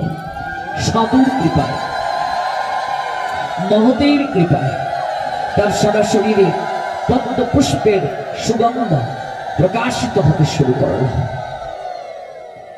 মৎস্যগন্ধা অবাক হলেন, অবাক হয়ে কেঁদে কেঁদে সাধুকে প্রণাম দিয়ে বললেন, আপনি আমায় এত কৃপা করলেন, আপনি সাধন সিদ্ধা, আপনি আমার মনের কথা জেনেছেন, আমি আপনাকে কি দেব? সাধুকে প্রণাম তো খালি হাতে দিতে নেই, দক্ষিণা দিতে হয়। আমার কাছে তো কিচ্ছু দেওয়ার নেই, আমি আপনাকে কি দক্ষিণা দেব? আমারই দেহ, আমারই মন, আমারই চিন্তা চেতনা অনুভব, আমি সব আপনাকে দক্ষিণা স্বরূপ নিবেদন করলাম। আপনি আমাকে কৃপা করুন, আমি মা হতে চাই। এই জগৎ সংসারে এই দেহকে কেউ গ্রহণ করে নাই। আজকে আমার সারা শরীরে অপূর্ব সুগন্ধ। কত পুরুষ চাইবে আমার দেহ ভোগ করার জন্য, কত পুরুষ চাইবে আমাকে স্ত্রী রূপে গ্রহণ করার জন্য, কিন্তু না, আমি কাউকে আমার এই শরীর দেব না। ওরা সবাই বসন্তের কোকিল হবে, ওরা সবাই শরতের শিশির হবে, দুধের মাছি হবে, সুখের পায়রা হবে। আপনি কৃপা করে আমায় একটা সন্তান দিয়েছেন। তৎকালীন সময়ে ঋষিদের দ্বারা সন্তান প্রাপ্তির সুযোগ ছিল, শাস্ত্রে অনুমোদন ছিল, কিন্তু এটা কলিযুগে নিষিদ্ধ। তৎকালীন সময়ে নিয়োগ পদ্ধতি ছিল। স্বামী যদি সন্তান ধারণে অক্ষম হন, স্বামী যদি দেহ রাখেন, কোন সাধন সিদ্ধা ঋষির দ্বারা বংশ রক্ষার জন্য সন্তান নেয়ার পদ্ধতি ছিল, কিন্তু এটা কলিযুগে নিষিদ্ধ। এটা কলিযুগে পরকীয়া, সম্ভব নয়। এবং তারও বিভিন্ন কারণ আছে, ইন্দ্রিয় তৃপ্তির জন্য নয়, সন্তান ধারণের জন্য অনেক ব্যাপার আছে, বিশ্লেষণ আছে। বিশ্লেষণ না জানলে আবার ভুল বুঝবো আমরা। মহাভারতে নিয়োগ পদ্ধতি এটাকে বলে। যেমন ব্যাসদেবের অহৈতুকী কৃপায় অম্বিকা অম্বালিকার সন্তান হলো, এটাকে নিয়োগ পদ্ধতি, কিন্তু এটি সবার জন্য কিন্তু আবার এই নিয়ম ছিল না, এটা কলিযুগে নিষিদ্ধ। পরাশর তাকে কৃপা করলেন। মেয়েটা সর্বপ্রথম কিছুদিনের মাঝে যখন মাতৃত্বের লক্ষণ শরীরে প্রকাশ পেলেন, সর্বপ্রথম তার বাবার কাছে ঘটনাটা খুলে বললেন, বাবা আমি মা হতে চলেছি। ভাবুন, অনুভব করুন, সমাজের সবাইকে চিৎকার করে ডেকে বলেছিলেন, ওগো তোমরা কে কোথায় আছো জেনে যাও, আমি মা হতে চলেছি। তোমরা কেউ তো কোনোদিন আমাকে গ্রহণ করোনি, আমি মা হতে চলেছি। ঋষির প্রসাদজাত সন্তান আমার গর্ভে। 5000 বছর আগের এক নারী, ভাবুন তো, বর্তমানে ঘটনাটা হলে হাসপাতালে ছুটে যেত নারী সন্তানটাকে ফেলে দেওয়ার জন্য। আজকাল ডাস্টবিনে কত অনাকাঙ্ক্ষিত সন্তানকে পাওয়া যায়। শরীরের চাহিদা নিবৃত্তির কয়েক মিনিটের সুখের জন্য মানুষ ভ্রূণকে নষ্ট করছে। ভ্রূণ যদি কেউ নষ্ট করে, গর্ভ যদি কেউ পাপ করে, এর থেকে আর বড় কোনো পাপ জগতে হতে পারে না। গর্ভপাতের মতো অপরাধ, ভ্রূণ হত্যা আর একটা মানুষ হত্যা করার সমান অপরাধ। অথচ সেই নারী 5000 বছর আগের নারী সমাজের সবাইকে ডেকে বলেছে, সত্য কথাটা খুলে বলেছে, লুকায়নি। ও তোমরা কে কোথায় আছো জেনে যাও, আমি মা হতে চলেছি। মহাভারতের দুটা চরিত্র দেখবে, সিঙ্গেল চরিত্র, একটা কুন্তী আর একটা সত্যবতী। ওই কুন্তীও দুর্বাসাকে সেবা করে সন্তুষ্ট করেছিলেন, একটা মন্ত্র পেয়েছিলেন, বরপ্রাপ্ত হয়েছিলেন। আর সেই দুর্বাসার মন্ত্র স্মরণ করে যে দেবতাকে তিনি আমন্ত্রণ করবেন সেই দেবতার প্রসাদে তার সন্তান হবে। তিনি পরীক্ষা করার জন্য চঞ্চল হৃদয়ে মন্ত্র ধ্যান করে সূর্য নারায়ণকে ডেকেছিলেন। সূর্যের প্রসাদে কর্ণের জন্ম হলো, কিন্তু তিনি ভাবলেন জগতের লোক আমায় বলবে কি, আমার বাবার কলঙ্ক হবে, তাই ছেলেটাকে তিনি নদীর জলে ভাসিয়ে দিয়েছিলেন। অধিরথ পেয়েছিল ছেলেটিকে মহামহিম বিশ্বের যিনি রথের সারথী। অধিরথ আর রাধা মায়ের কাছে রাধেও নামে কর্ণ পরিচিত হলো। সন্তান যদি মায়ের পরিচয় বাবার পরিচয় না জানে, এর থেকে আর দুঃখ কোনো কিছু হতে পারে? পিতৃ পরিচয়হীন সন্তান, তার জীবনটা দুর্বিষহ হয়ে যায়, বিভীষিকাময় হয়ে যায়। চোখের সামনে কুন্তী, কিন্তু কোনোদিন পরিচয় দিতে পারেন নাই। যুদ্ধের প্রারম্ভিকায় ভগবানের কাছ থেকে সব জেনে কর্ণ অবাক হয়েছিলেন যে কুন্তী তার মা। কুন্তী গিয়েছিলেন সন্তানের অধিকার নিয়ে, কর্ণ বলেছিলেন আজ এসেছো সন্তানের অধিকার নিয়ে, তোমার লজ্জা হওয়া উচিত। তোমার সন্তান তো সেদিনই মরে গেছে যেদিন তুমি তাকে নদীর জলে ভাসিয়ে দিয়েছিল। আজকে কর্ণ মায়ের কারণে জগতে নিন্দিত হলো, মায়ের কারণে সহায় সম্বল হারিয়ে মৃত্যু হলো। যদি মায়ের প্রপার গাইড পেত, সে কখনো অধর্মের পক্ষে যেতে পারতো না। যদি কুন্তীর সঠিক নির্দেশনা পেত, পঞ্চ পুত্র যেভাবে ধার্মিক হয়েছে, কর্ণের হৃদয়েও ধর্ম ছিল, কিন্তু সেই পরিবেশ সে প্রাপ্ত হয়নি। বারবার ধিক্কার পেয়েছে, লাঞ্ছনা গঞ্জনা পেয়েছে। আর মায়ের কারণে ব্যাসদেব জগতে পূজ্য হলেন, জগৎ গুরু হলেন। সর্বশ্রেষ্ঠ কথাটা হলো সত্য। ভাগবতের প্রথম শ্লোকটাই হলো সত্যের কথা বলেছেন। ভগবানের একটা নাম সত্য। আমি ঠাকুর করে 1 ঘন্টা কাটাই, বের হয়ে মিথ্যে কথা বলি। একবার যদি এই মুখ দিয়ে কেউ মিথ্যে উচ্চারণ করে, সঙ্গে সঙ্গে দেহটা অপবিত্র হয়ে যায়। কারণ আপনি যদি আমার প্রশ্ন করেন, প্রভুজি আপনি কি মিথ্যে বলেন? হ্যাঁ, আমিও মিথ্যে বলি। যদি বলি আমি বলি না, আমি কপট, এই ব্যাসাসনে বসে আমি কপটতা করতে পারবো না, আমিও বলি, কিন্তু অন্য জনের থেকে অনেক কম বলি। চেষ্টা করি একেবারে না বলার। আপনিও কি বুকে হাত দিয়ে বলতে পারেন যে মিথ্যে বলেন না? একবার মুখ দিয়ে মিথ্যে বললে দেহ অপবিত্র হয়ে যায়। আবার বলছেন গরুর পুরাণ, একবার এই বদনে যদি একবার শ্রীহরির নাম নেয়, সঙ্গে সঙ্গে দেহটা পবিত্র হয়ে যায়। ভগবানের নাম নেওয়ার সঙ্গে সঙ্গে পবিত্র হয়ে যায়। এই জন্য সত্যের উপর ভগবান প্রতিষ্ঠিত। সদা সত্য কথা বলিও, প্রথম নৈতিকতার কথা। সত্যবতী সবাইকে চিৎকার করে বললেন আমি মা হতে চলেছি। এই জন্য সত্যবতীর প্রথম নাম ছিল মৎস্যগন্ধা, পরবর্তীতে তার নাম হলো পদ্মগন্ধা, পরবর্তীতে তার নাম হলো সত্যবতী। 3টা নাম তার। প্রথমে মৎস্যগন্ধা, পরাশর কৃপা করলেন, নাম হলো পদ্মগন্ধা, পরে তার নাম হলো সত্যবতী। সত্যে দৃঢ় মনোভাব, এই জন্য সত্যবতী। ওই দ্বীপে জন্ম হলো দ্বৈপায়ন, গায়ের বরণ কৃষ্ণ অর্থাৎ কালো, এই জন্য কৃষ্ণ দ্বৈপায়ন। বেদ 4 ভাগে বিভাজন করলেন, নাম বেদব্যাস। ওই পরাশর মুনি তাকে নিয়ে গেলেন, তাকে শাস্ত্রীয় জ্ঞানে গুণান্বিত করলেন। সেই বেদব্যাসের কৃপায় আমরা ভাগবত পেলাম। বেদব্যাস বেদকে 4 ভাগে বিভাজন করলেন। বেদব্যাসের কৃপায় আমরা পুরাণ পেলাম, বেদব্যাসের কৃপায় আমরা চণ্ডী পেলাম, বেদব্যাসের কৃপায় আমরা গীতা পেলাম। সব পেয়েছি আমরা বেদব্যাসের কৃপায়। এই জন্য বেদব্যাস হলেন জাতীয় গুরু, তার নামে ব্যাস আসন, সবকিছু বেদব্যাস। এই যে মালায় 108টা গুটি, এটা বেদব্যাসের কৃপা। 108 সংখ্যাটা বেদব্যাসের কৃপা, 18 সংখ্যাটা বেদব্যাসের কৃপা। এগুলো আমরা জানবো ধীরে ধীরে। 18 সংখ্যাটার তাৎপর্য কি, 108 সংখ্যার তাৎপর্য কি, এগুলো সব বেদব্যাসের কৃপা। বেদব্যাসের কৃপায় আসন পাওয়া, ব্যাস আসন। কিন্তু ব্যাসদেব বসে কৃষ্ণ কথা জগৎকে শোনাননি। শুনিয়েছেন সুখদেব গোস্বামী। তাহলে আসনের নাম বেশ আসন কেন? আসনের পিছনে লোক কেন বসি না? এই হলো আমরা শ্রবণ করছিলাম ধারাবাহিকভাবে। মনে রাখবে, এই আসনে যিনি বসবেন তিনি ব্যাসদেবের প্রতিনিধি। তিনি হলেন সুখদেব গোস্বামী। সুখদেব গোস্বামী পাদ যে বসলেন, নিজের কোনো কথা বললেন না, ব্যাসদেবের কথাটাই পুনরাবৃত্তি করলেন। ব্যাসদেবের কথাটাই পুনরাবৃত্তি করলেন। মানে এই আসনে যিনি বসবেন নিজের মন গড়া কথা বলতে পারবেন না। যদি বলেন নরকগামী তিনি হবেন, যদি বলেন অপরাধ হবে তার। তিনি শাস্ত্রে যা আছে, বেদব্যাস যে কথাগুলো বলে গিয়েছেন, সেই কথাকে বুঝাতে গিয়ে তিনি অনেক উদাহরণ দিতে পারেন, সহজে বোঝানোর চেষ্টা করতে পারেন, বিভিন্ন গল্প অবতারণা করে বিষয়টাকে বোঝাতে পারেন, শ্লোকটা বোঝাতে পারেন, কিন্তু ভাগবতের বাহিরে কোনো কথা তিনি বলতে পারবেন না। সুখদেব ব্যাসদেবের কথাটাই আসনে বসে বলেছিলেন বলে তিনি ব্যাসদেবের প্রতিনিধি। এই আসনটার নাম ব্যাস আসন। এখানে যিনি বসবেন তার প্রাথমিক 4টা যোগ্যতা প্রয়োজন। এই আসনে যিনি বসবেন তার 4টা প্রাথমিক যোগ্যতা। প্রথম যোগ্যতা কি? তিনি অবশ্যই আহার শুদ্ধ হতে হবে। মানে সাত্বিক আহার ভগবানকে নিবেদন করে তিনি পাবেন। আহার যদি শুদ্ধ না থাকে তিনি কখনো এই বেশ আসনে বসার যোগ্য নন।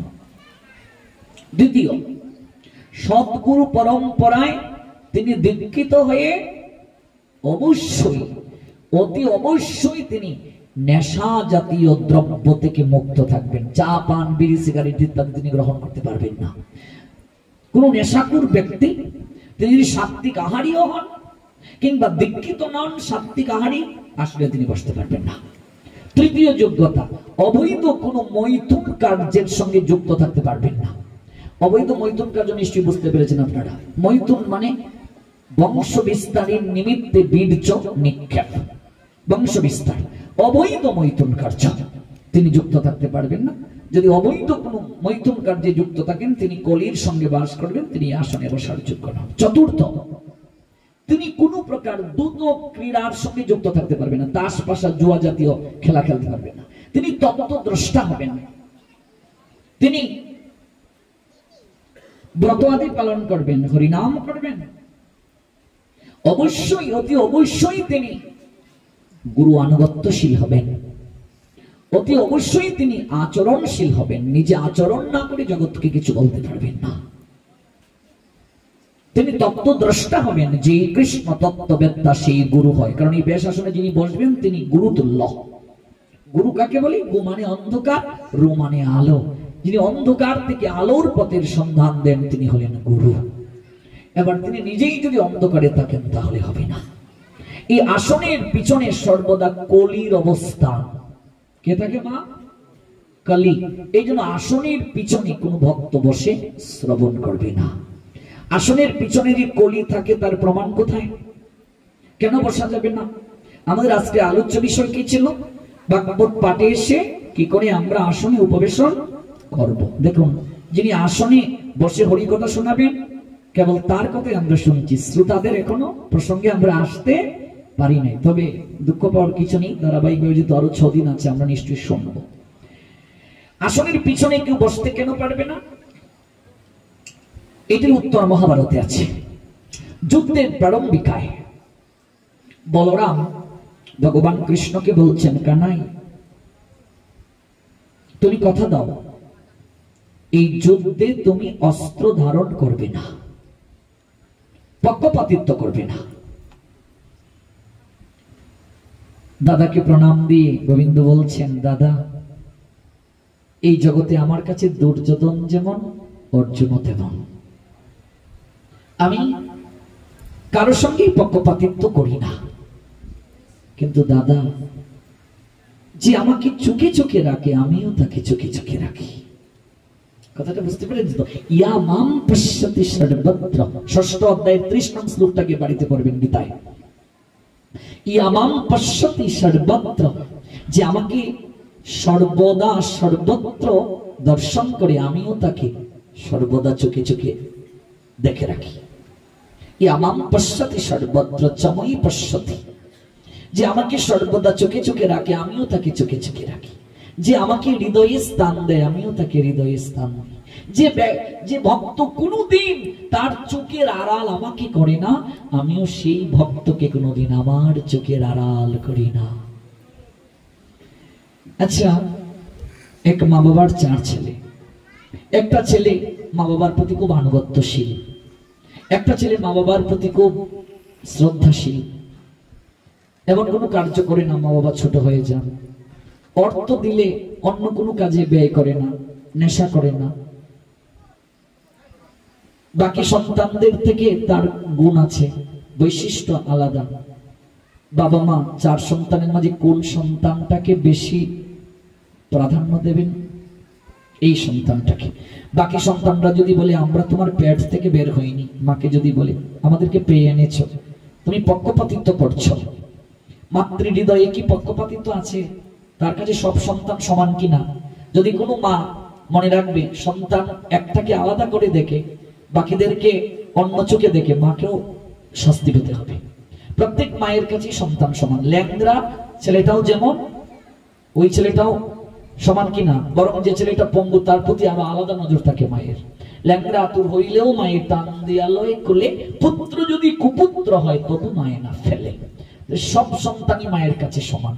কিন্তু যে সন্তানটা মায়ের কথা মেনে চলে, বাবার কথা মেনে চলে, গুণাবলী আছে তার মাঝে, অর্থবিত্ত বৈভব অন্য ক্ষেত্রে ব্যয় করে না, নেশা করে না, সে তার যোগ্যতার দ্বারা মা বাবার একটু অতিরিক্ত স্নেহ আদায় করে নিয়েছে। এখানে মা বাবার কোনো দোষ নেই। একজন গুরুর অনেক শিষ্য থাকতে পারে, যে শিষ্য গুরুদেবের আইন মানেন, গুরুদেবের আদর্শ মানেন, গুরু বাক্য পালন করেন, সেই শিষ্য অন্য শিষ্য থেকে বেশি গুরুদেবের স্নেহ পাবেন কিনা? এবার বাকি শিষ্যরা যদি বলে গুরুদেব ওকে বেশি ভালোবাসেন, আমায় পান না, এটা তার মূর্খতা। একজন শিক্ষকের অনেক শিক্ষার্থী থাকতে পারে, যে শিক্ষার্থী প্রত্যেকদিন পড়াশোনা শিখে আসে, শিক্ষকের কথা মেনে চলে, অঙ্ক দিয়েছে 5টা করে আরো 2টা করে নিয়ে এসেছে, সেই শিক্ষক সেই স্টুডেন্টটাকে বেশি ভালোবাসবে কিনা? অটোমেটিক ভালোবাসবে। এটা পক্ষপাতিত্ব কিছু নেই, এটা তার গুণাবলী দ্বারা, আচরণ দ্বারা সে গুরুদেবের, পিতামাতার, শিক্ষকের ভালোবাসা প্রাপ্ত হয়েছে। ভগবানের ক্ষেত্রে তা এই জগতে সব কিছুই ভগবানের সন্তান, সবাই ভগবানের সন্তান। এরপরও একটু পার্থক্য আছে, যে ভগবানকে সর্বদা হৃদয়ে স্থান দেয়, ভগবান বলছেন আমিও তাকে হৃদয়ে স্থান দেই। যে আমাকে কোনোদিন দৃষ্টির আড়াল করে না, আমিও তাকে কোনোদিন দৃষ্টির আড়াল করি না। আমি দাদা তোমায় কথা দিলাম আমি যুদ্ধে অস্ত্র ধারণ করবো না, তবে যুদ্ধে আমি অংশগ্রহণ করবই, অস্ত্র ধারণ করবো না, আমি সারথি হয়ে থাকবো। বলরাম বলছেন তাহলে তুমি অর্জুনের পক্ষে থাকবে, এটা আমি চাই না। দুর্যোধন আমার গদা যুদ্ধের ছাত্র, তাহলে ভাই ভাইয়ে এখানে একটা লড়াই হবে। তুমি যদি অর্জুনের পক্ষে যাও, আমাকেও দুর্যোধনের পক্ষে অংশ নিতে হবে। তাহলে একটা পরীক্ষা হয়ে যাক দাদা, আমি দুর্যোধনকেও ডাকবো, আমি অর্জুনকেও ডাকবো, দুইজনকে আমি ডেকে পাঠাবো। আমার কাছে যে প্রথমে আসবে, আমি চুপটা খুলে প্রথমে যাকে দর্শন করব, আমার চুপটা প্রথমে যার দিকে যাবে, আমি তার ইচ্ছেই পূরণ করব, তাকে আমি বরদান করব। ভগবান তখন কি করলেন? সবাসন গ্রহণ করলেন। মনে রাখবে, এই যে আমি আসনে বসেছি এটাকে বলে সুখাসন। সুখাসন, পদ্মাসন, হলাসন, মুন্ডুকাসন, বজ্রাসন, এভাবে অনেক আসন আছে। আসন প্রাণায়ামের মাধ্যমে কঠিন কঠিন ব্যাধি ভালো করা যায়। মনে রাখবে, হরিকথা শুনতে হয় আসনে উপবেশন করে। দাঁড়িয়ে দাঁড়িয়ে আমরা অনেকে হরিকথা শুনি, চেয়ারে বসে আমরা অনেকে হরিকথা শুনি, কীর্তন শুনি। কিন্তু যে লোক দাঁড়িয়ে হরিকথা শুনে, যে লোক চেয়ারে বসে হরিকথা শুনে, আর যে আসনে উপবেশন করে হরিকথা শুনে, যে আসনে উপবেশন করে হরিকথা শুনবে আর যে দাঁড়িয়ে হরিকথা শুনবে, দাঁড়িয়ে হরিকথা শোনা ব্যক্তির থেকে আসনে উপবেশন করা হরিকথা শ্রবণকারী ব্যক্তি কোটি গুণ বেশি কৃপা পাবে, কোটি গুণ বেশি কৃপা পাবে। কারণ আমাদের মন চঞ্চল, এক জায়গায় স্থির থাকে না। এই জন্য শান্তি পেতে গেলে আগে শান্ত হয়ে বসতে হয়। আমরা বসতে চাই না, দেখবে ঠাকুর করে আমরা বসি না, কোনো ক্রমে একটু ঘন্টা নাড়িয়ে ফুল জল দিয়ে দৌড়, সময় নাই, সময় নাই, সময় নাই। সব জায়গায় সময় আছে। ড্রয়িং রুমে বসে টিভির দিকে তাকিয়ে ঘন্টার পর ঘন্টা সময় আছে, ঠাকুর করে গিয়ে বসার সময় নেই। মোবাইলের দিকে তাকিয়ে তাকিয়ে ঘুমানোর সময় 2 ঘন্টা কেটে গেছে, সময় আছে। ঠাকুর করে বসার, সাধুর কাছে বসার সময় নাই, গুরুদেবের কাছে গিয়ে বসার সময় নাই। আজকাল দেখবে ইয়াং পোলাপান এক জায়গায় 30 মিনিট বসতে পারে না, একটু বসে দেবে এমন করছে। কারণ কি? তার মানে কি ওরা কোনোদিন আসন করে ঠাকুর করে বসেই না। আপনি 3 বেলা যদি আর্নিক করেন 3 × 30 মিনিট, এক অধ্যায় গীতা পড়লে 30 মিনিট, দৈনিক যদি 1 ঘন্টা আপনি আসন করার অভ্যাস করেন, তাহলে আপনার তো এমন এমন করার কথা না। আজকাল 30 বছরের মেয়ে, 40 বছরের মাসিমা টুল ছাড়া বসতে পারে না। কারণটা কি? নিচে বসতে পারে না। কারণ কি? অভ্যাস নাই, প্রাণায়াম নাই, আসন নাই। আসন ছাড়া প্রসাদ পাওয়া যাবে না। আজকাল চেয়ার টেবিলে মানুষ খায়, প্রসাদ পর্যন্ত মন্দিরগুলোতে চেয়ার টেবিলে। যে লোক নিচে বসতে পারে না, অসমর্থ যে, অপারগ যে, শারীরিক ভাবে অসুস্থ যে, তার কথা আলাদা। তিনি চেয়ারে বসতে পারেন, চেয়ারে বসে খেতে পারেন, চেয়ারে বসে হরি কথা শুনতে পারেন, চেয়ারে বসে হরি নাম শুনতে পারেন, কিন্তু সেটাও শিবাস আঙ্গিনা থেকে দূরে বসতে হবে। শিবাস আঙ্গিনার ভেতরে বসতে পারবে না, এটা তার দুর্ভাগ্য। কিন্তু আমি শরীর সুস্থ মানুষ, আমি নিচে বসতে পারি, আমি আসন করতে পারি, আমি দাঁড়িয়ে থাকবো কেন? আমি বসবো না কেন? আজকে শরীরে শক্তি আছে, আমি বসতে চাই না। এমন একদিন সময় আসবে মন চাইলেও আমি আর বসতে পারবো না। আজকে শরীরে শক্তি আছে বাবা, একটু ভাগবত আসরে বসি না, একটু কীর্তন করি, নৃত্য করি না, এমন একদিন সময় আসবে মন চাইলেও আর বসতে পারবে না, মন চাইলে হাত তুলতে পারবে না। আজকে হরিধ্বনি দেওয়ার সময় হাত তুলতে লজ্জা পাই, এমন একদিন সময় আসবে মন চাইলেও আর হাত দুটি তুলতে পারবো না। এই জন্য দেহ থাকিতে সবল, হরে কৃষ্ণ বল অঙ্গ অবশৈলে লইতে পারবে না। প্রসাদ পেতে হয় আসন করে।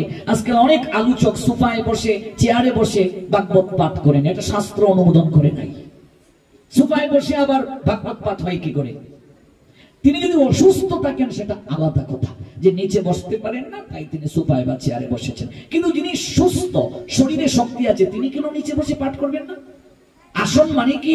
আমি যদি চেয়ারের মাঝে এইভাবে বসে থাকি তাহলে কি আসন করা হলো? আসন ছাড়া কি করে আপনার সন্ধ্যা আহ্নিক হবে?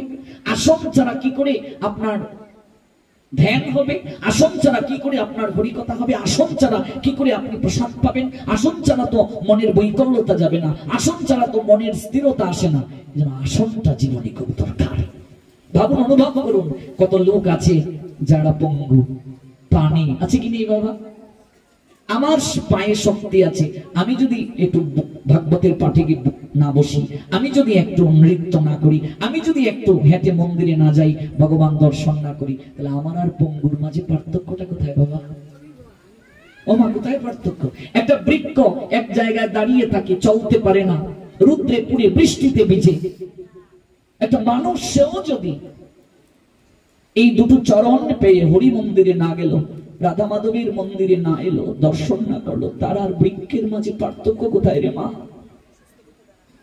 একটা লোক গরিব, জুতো কিনতে পারে না, টাকা নাই, ভগবান দর্শন করতে গিয়েছে মন্দিরে, ভগবানকে প্রণাম দিয়ে কেঁদে কেঁদে বলছে, ঠাকুর এমন জন্ম দিলে, এক জোড়া জুতা কেনার সামর্থ্য দিলে না,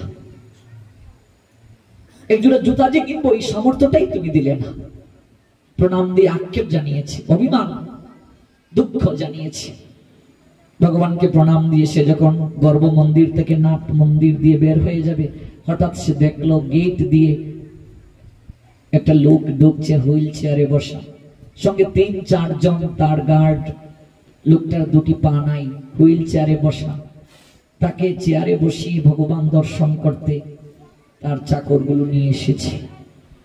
কিছুক্ষণ তাকিয়ে রইল দরিদ্র লোকটি ওই পাবিহীন লোকটার দিকে, একটু পরে আবার এসে দৌড়ে লম্বা হয়ে প্রণাম দিল গোবিন্দকে।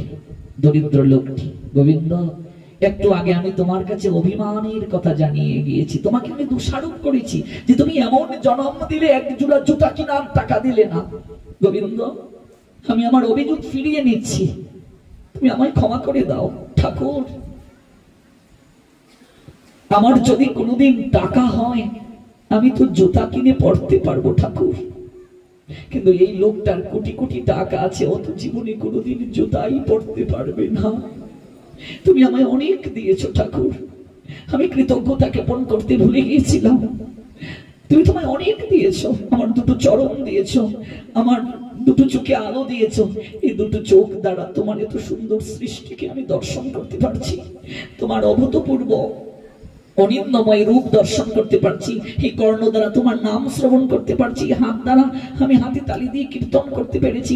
আজকে জুতা কেনার টাকা নেই বলে আমি কষ্ট পাচ্ছি, যদি কোনোদিন টাকা হয় আমি জুতো কিনে পড়তে পারবো। কিন্তু এই লোকটা জীবনে কোনোদিন টাকা হলে আর জুতো কিনতে পারবে না, ওর তো দুটো চরণই নেই। তাহলে চরণহীন মানুষ আর আমার মাঝে পার্থক্য কোথায়? আমি যদি একটু ভাগবতে গিয়ে না বসি, আমি যদি একটু মন্দিরে না যাই, আমি যদি একটু হরিনাম না করি, তাহলে আমার আর পঙ্গু লোকের মাঝে পার্থক্যটা কোথায়? উঁচু স্থানে বসে হরিনাম হরি কথা শুনলে অহংকার এসে যায় হৃদয় মাঝে।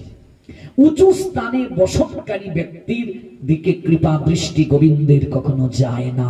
এই জন্য যদি আপনি অসুস্থ হন আলাদা, আপনি চেয়ারে বসে হরি কথা শুনবেন। কিন্তু যদি সুস্থ থাকেন, আপনার শরীরে যদি শক্তি থাকে, আপনি আসনে উপবেশন করে হরি কথা শুনবেন, আপনি মাটিতে বসে হরি কথা শুনবেন, আপনি দূরে থাকলে হরি কথা শুনবেন। সাধু সঙ্গটা হবে না, ভক্তের চরণধুলি নেওয়া হবে না, প্রেমালিঙ্গন হবে না। আজকাল নন্দের ছেলে কানু, গোলক বিহারী গোবিন্দ, তিনি গোলক ধাম থেকে নেমে আসেন ভক্তির চরণধুলি মাখার জন্য। আর আমি এত অভিমানী, আমি আমি আমি একটু বসতে পারি না সাধু সঙ্গে, আমি একটু বসতে পারি না সাধুর নৈকট্যে, আমি একটু প্রেমালিঙ্গন করতে পারি না। আমার এত অভিমান, আমার এত দাম্ভিকতা। স্বয়ং গঙ্গা পর্যন্ত সাধুর চরণধুলি প্রাপ্তির জন্য হাহাকার করেন। তীর্থ যেখানে আমরা যাই পবিত্র হতে, আর তীর্থ অপেক্ষা করেন মহতের চরণধুলি প্রাপ্তির জন্য। প্রমাণ তো ভক্তমাল গ্রন্থে, প্রমাণ আছে বহু প্রমাণ শাস্ত্রে। আমরা দেখতে পাই শবরীর চরণধুলি প্রাপ্ত হয়ে শবরীর চরণ স্পর্শে সরোবরের জল পবিত্র হয়ে গিয়েছিল। আমরা দেখতে পাই অর্জুন যখন নিমন্ত্রণ করতে গিয়েছিলেন রুহিদাস বৈষ্ণবকে, যে মুচির কার্য করতে, অভিমান ছিল অর্জুনের মনে যে আমি মুচির বাড়ি যাব। ভগবান তাকে পাঠিয়েছিলেন অভিমান নষ্ট করার জন্য।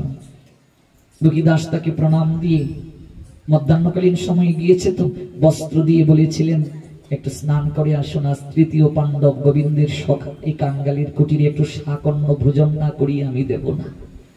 অর্জুন অবাক হয়ে গেছে, আমি মুচির বাড়ি খাবো, কি আর করা, মাধব পাঠিয়েছেন। সরোবরে গিয়েছেন স্নান করতে, বসন হাতে নিয়ে গিয়ে দেখছেন চামড়া ভেজানো ঘাটের জল। ছি ছি ছি ছি, আমি এখানে স্নান করবো চামড়া ভেজানো ঘাটের জলে? অর্জুন তাকিয়ে দেখছেন ওই জলের মাঝে সুরধনী মা গঙ্গা, পতিত পাবনী মা গঙ্গা এখানে আবির্ভূত হয়ে আছেন। মারে, জগতের এত জায়গা থাকতে মা, মুচির বাড়ির চামড়া ভেজানো ঘাটির জলে তুমি কেন? আর কি কোনো জায়গা পেলে না থাকার? পতিত পাবনী সুরধনী মা গঙ্গা বলেছিলেন, অর্জুন, সংসারের যত পাপী তাপী লোক আছে, ওরা সবাই তাদের পাপ স্নান করে আমার বক্ষে দিয়ে যায়। সবার পাপ গ্রহণ করতে করতে আমি ক্লান্ত হই, আমি মলিন হই। আমি অপেক্ষা করি রুহিদাসের মতো পরম বৈষ্ণবের, রুহিদাসের মতো সাধু যারা, বৈষ্ণব যারা, এমন সাধুর জন্য আমি অপেক্ষা করি চাতক পাখির মতো। ওরা যখন এসে তাদের চরণ আমার বক্ষে রাখে, ওদের চরণ ধুলির স্পর্শে আমি পতিত পাবনী সুরধনী গঙ্গা পবিত্র হয়ে যায়।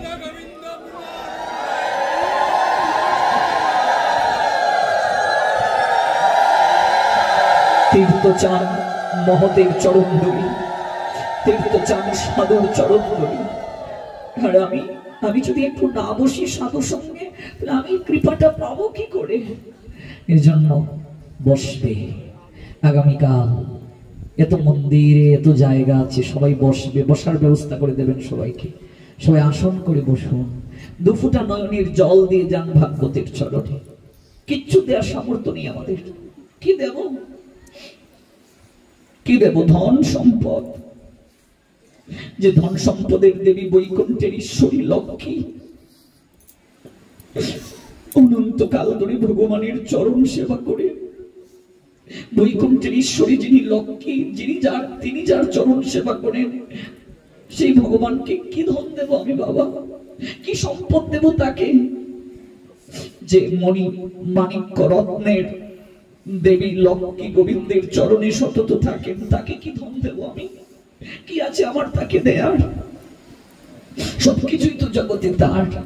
মনে রাখবেন, ভগবানের জগতে সকল কিছুই আছে, ভগবান সকল কিছুর মালিক, কিন্তু ভগবান একটা জায়গায় খুবই কাঙ্গাল, একটা জায়গায় তিনি খুব গরিব। ভগবানের কাছে সব আছে রে মা, ভগবানের কাছে প্রেম নেই। ওই প্রেমটা গোবিন্দের প্রয়োজন, আর এই প্রেমটা মনে রাখবে, এই ভক্তিটা ভগবানের কাছে নাই। এই প্রেম ভক্তি আছে কেবল একমাত্র ভক্তের কাছে, সাধুর কাছে। ও মা, কোন পুষ্পকে যদি বৃন্তচ্যুত করে বাড়িতে এনে বেষ্টন করো, মধু পাবে। পুষ্পের যদি ভাষা থাকতো, পুষ্প বলতো আমাকে কষ্ট দিচ্ছ কেন, এভাবে মধু পাওয়া যায় না। আমার মধু পেতে গেলে মধু চক্রে যাও। মধুকরেরা আমার নিকট থেকে মধু লুট করে নিয়ে গেছে। পুষ্প কি বলে? মধুকর যারা, মৌমাছি যারা, আমার কাছ থেকে মধু নিয়ে চাকের মাঝে, চক্রের মাঝে সঞ্চয় করে রেখেছে। ওই মধু চক্রে গেলে মধু পাবে।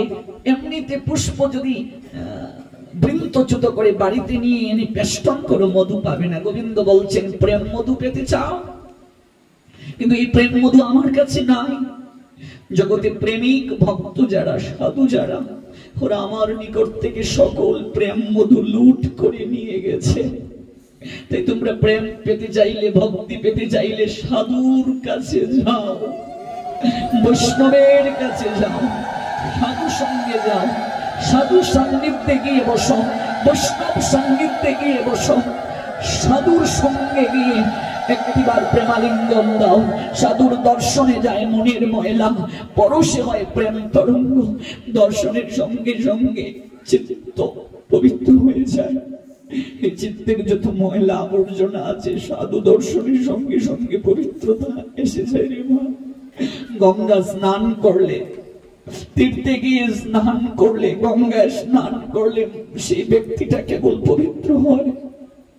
গঙ্গায় গিয়েছেন আপনি, তীর্থে গিয়েছেন, স্নান না করলে আপনি পবিত্র হবেন না। কিন্তু সাধু দর্শন করার সঙ্গে সঙ্গে কোটি কোটি গঙ্গা স্নানের ফল হয়ে যায়। সাধু দর্শনের সঙ্গে সঙ্গে আপনার চিত্ত পবিত্র হয়ে যায়, মন পবিত্র হয়ে যায়। এত সুযোগ পেলেন, তাই 7টা দিন ভগবানকে দিয়ে দেন, সাধু সঙ্গে দিয়ে দেন। ও মা, যারা আমরা এসেছি তারা তো আসবোই, বাকি সবার কাছে আবেদন জানাবো যে এই সুযোগটা আর পাবো না রে মারে। আগামী বছর এই কলস কাঠিতে রাধা মাধব থাকবে, আমার জায়গায় অন্য কেউ এসে হয়তো বসবে, কিন্তু আপনি যে শ্রোতার আসনে থাকবেন তার নিশ্চয়তা আপনি দিতে পারবেন না। আমার আপনার কখন যে কার জীবনের বেলা ডুবে যায় কেউ সেটা বলতে পারে না। ঝড় বৃষ্টির দিন দুর্দিন নয় রে বাবা, যে দিনটা মানুষ সাধু সঙ্গ ব্যতীত কাটায়, যে দিনটা মানুষ কৃষ্ণ ভজন ব্যতীত কাটায়, যে দিনটা মানুষ হরি ভজন ব্যতীত, কৃষ্ণ নাম গুণকীর্তন করা ব্যতীত কাটায়, সেই দিনটার মতো দুর্দিন জগতে আর কিচ্ছু নেই। ভক্তিহীন মানুষের মতো দরিদ্র জগতে কেউ নেই, প্রেমহীন মানুষের মতো দরিদ্র কাঙ্গাল জগতের ঢুকে আপনি আর কাউকে খুঁজে পাবেন না। এজন্য প্রেম একমাত্র সাধুর নিকটে, সাধুর কাছে বসতে হয়। যদি হতে পারো নিচু, তবে পাবে কিছু। নিচু না হলে কিচ্ছু পাওয়া যায় না। উঁচু আসনে বসে প্রেম পাওয়া যায় না। মনে রাখবে, ভগবান বেশ্যাকে কৃপা করেন, ভগবান মাতালকে কৃপা করেন। বেশ্যাকে কৃপা করেছেন লক্ষ্যহীরা বেশ্যা, মাতালকে কৃপা করেছেন জগাই মাদাই, অকাদ্য কুকাদ্য গ্রহণকারীকে কৃপা করেন চাপাল গোপাল, কৃপা করেছেন, সবাইকে কৃপা করেন। কিন্তু অভিমানী, অহংকারী, উঁচু আসনকারী ব্যক্তিকে ভগবান কৃপা করেন না। এই জন্য সব জায়গায় তোমার আসন থাকতে পারে, কার বাড়িতে চেয়ার নেই, কার বাড়িতে উঁচু আসন নাই, কিন্তু যখন ভগবানের বাড়ি আসবে, মন্দিরে আসবে, তখন তোমার আমার সবার একটাই পরিচয়, আমরা সবাই কৃষ্ণ দাস। তখন তুমি তালুকদার কিনা, শাহ কিনা, চৌধুরী কিনা, প্রিন্সিপাল কিনা, চেয়ারম্যান কিনা, মেম্বার কিনা, এটা তোমার পরিচয় না। প্রবাসক কিনা, গোস্বামী সন্তান কিনা, ব্রাহ্মণ সন্তান কিনা, এটা তোমার পরিচয় না। এই জায়গায় তোমার একটাই পরিচয়, গোবিন্দ আমি কেবল তোমার সেবক, তুমি কেবল আমার, আর আমি কেবল তোমার। এই পরিচয় নিয়ে যদি কেউ বসতে পারে এই জায়গায় জীবন ধন্য হয়ে যাবে। ভুলে যাও এই 2.5 ঘন্টা সময় আমি ব্যবসায়ী না, আমি চাকরিজীবী না, আমার স্ত্রী নাই, আমার স্বামী নাই, আমার পুত্র নাই, আমার কন্যা নাই, আমার কেউ নাই। আমি জগতে যেভাবে একা এসেছিলাম, জগৎ থেকে যেভাবে যাব একা, সেই ভাব নিয়ে এই জায়গাটাতে বসো আর কেঁদে কেঁদে জানিয়ে যাও, গোবিন্দ যেদিন সবাইকে ছেড়ে একটা অন্ধকার জগতে একা একা যাত্রা করবো, ভাই বন্ধু আত্মীয় স্বজন যেদিন আমায় ঘিরে থাকবে, কেউ যেদিন দেখবে না, প্রাণ পাখিটা এই পিঞ্জিরা ছেড়ে উড়াল দেবে, ভবের ঘাটে গিয়ে যেদিন দাঁড়াবে, হে গোবিন্দ অন্তত সেই দিন তুমি তোমার চরণ তরিটা নিয়ে এসো আমার জন্য। তোমার হাতে যেন সেদিন বইটা দেখতে পাই গোবিন্দ। সেদিন তুমি ভবের ঘাটের কান্ডারি, ভব নদীর কান্ডারি মাঝি হয়ে শ্রী গোবিন্দ হাতে বইটা নিয়ে চরণ তরিবে আসিও আমাকে তুলে নেওয়ার জন্য। তুমি সেদিন আসিও আমার পতিত বামন পরম দয়াল শ্রী গোবিন্দ হয়ে, কান্ডারি হয়ে। যেদিন সবাইকে ছেড়ে যাব একা, সেদিন তুমি এসে দিও দেখা।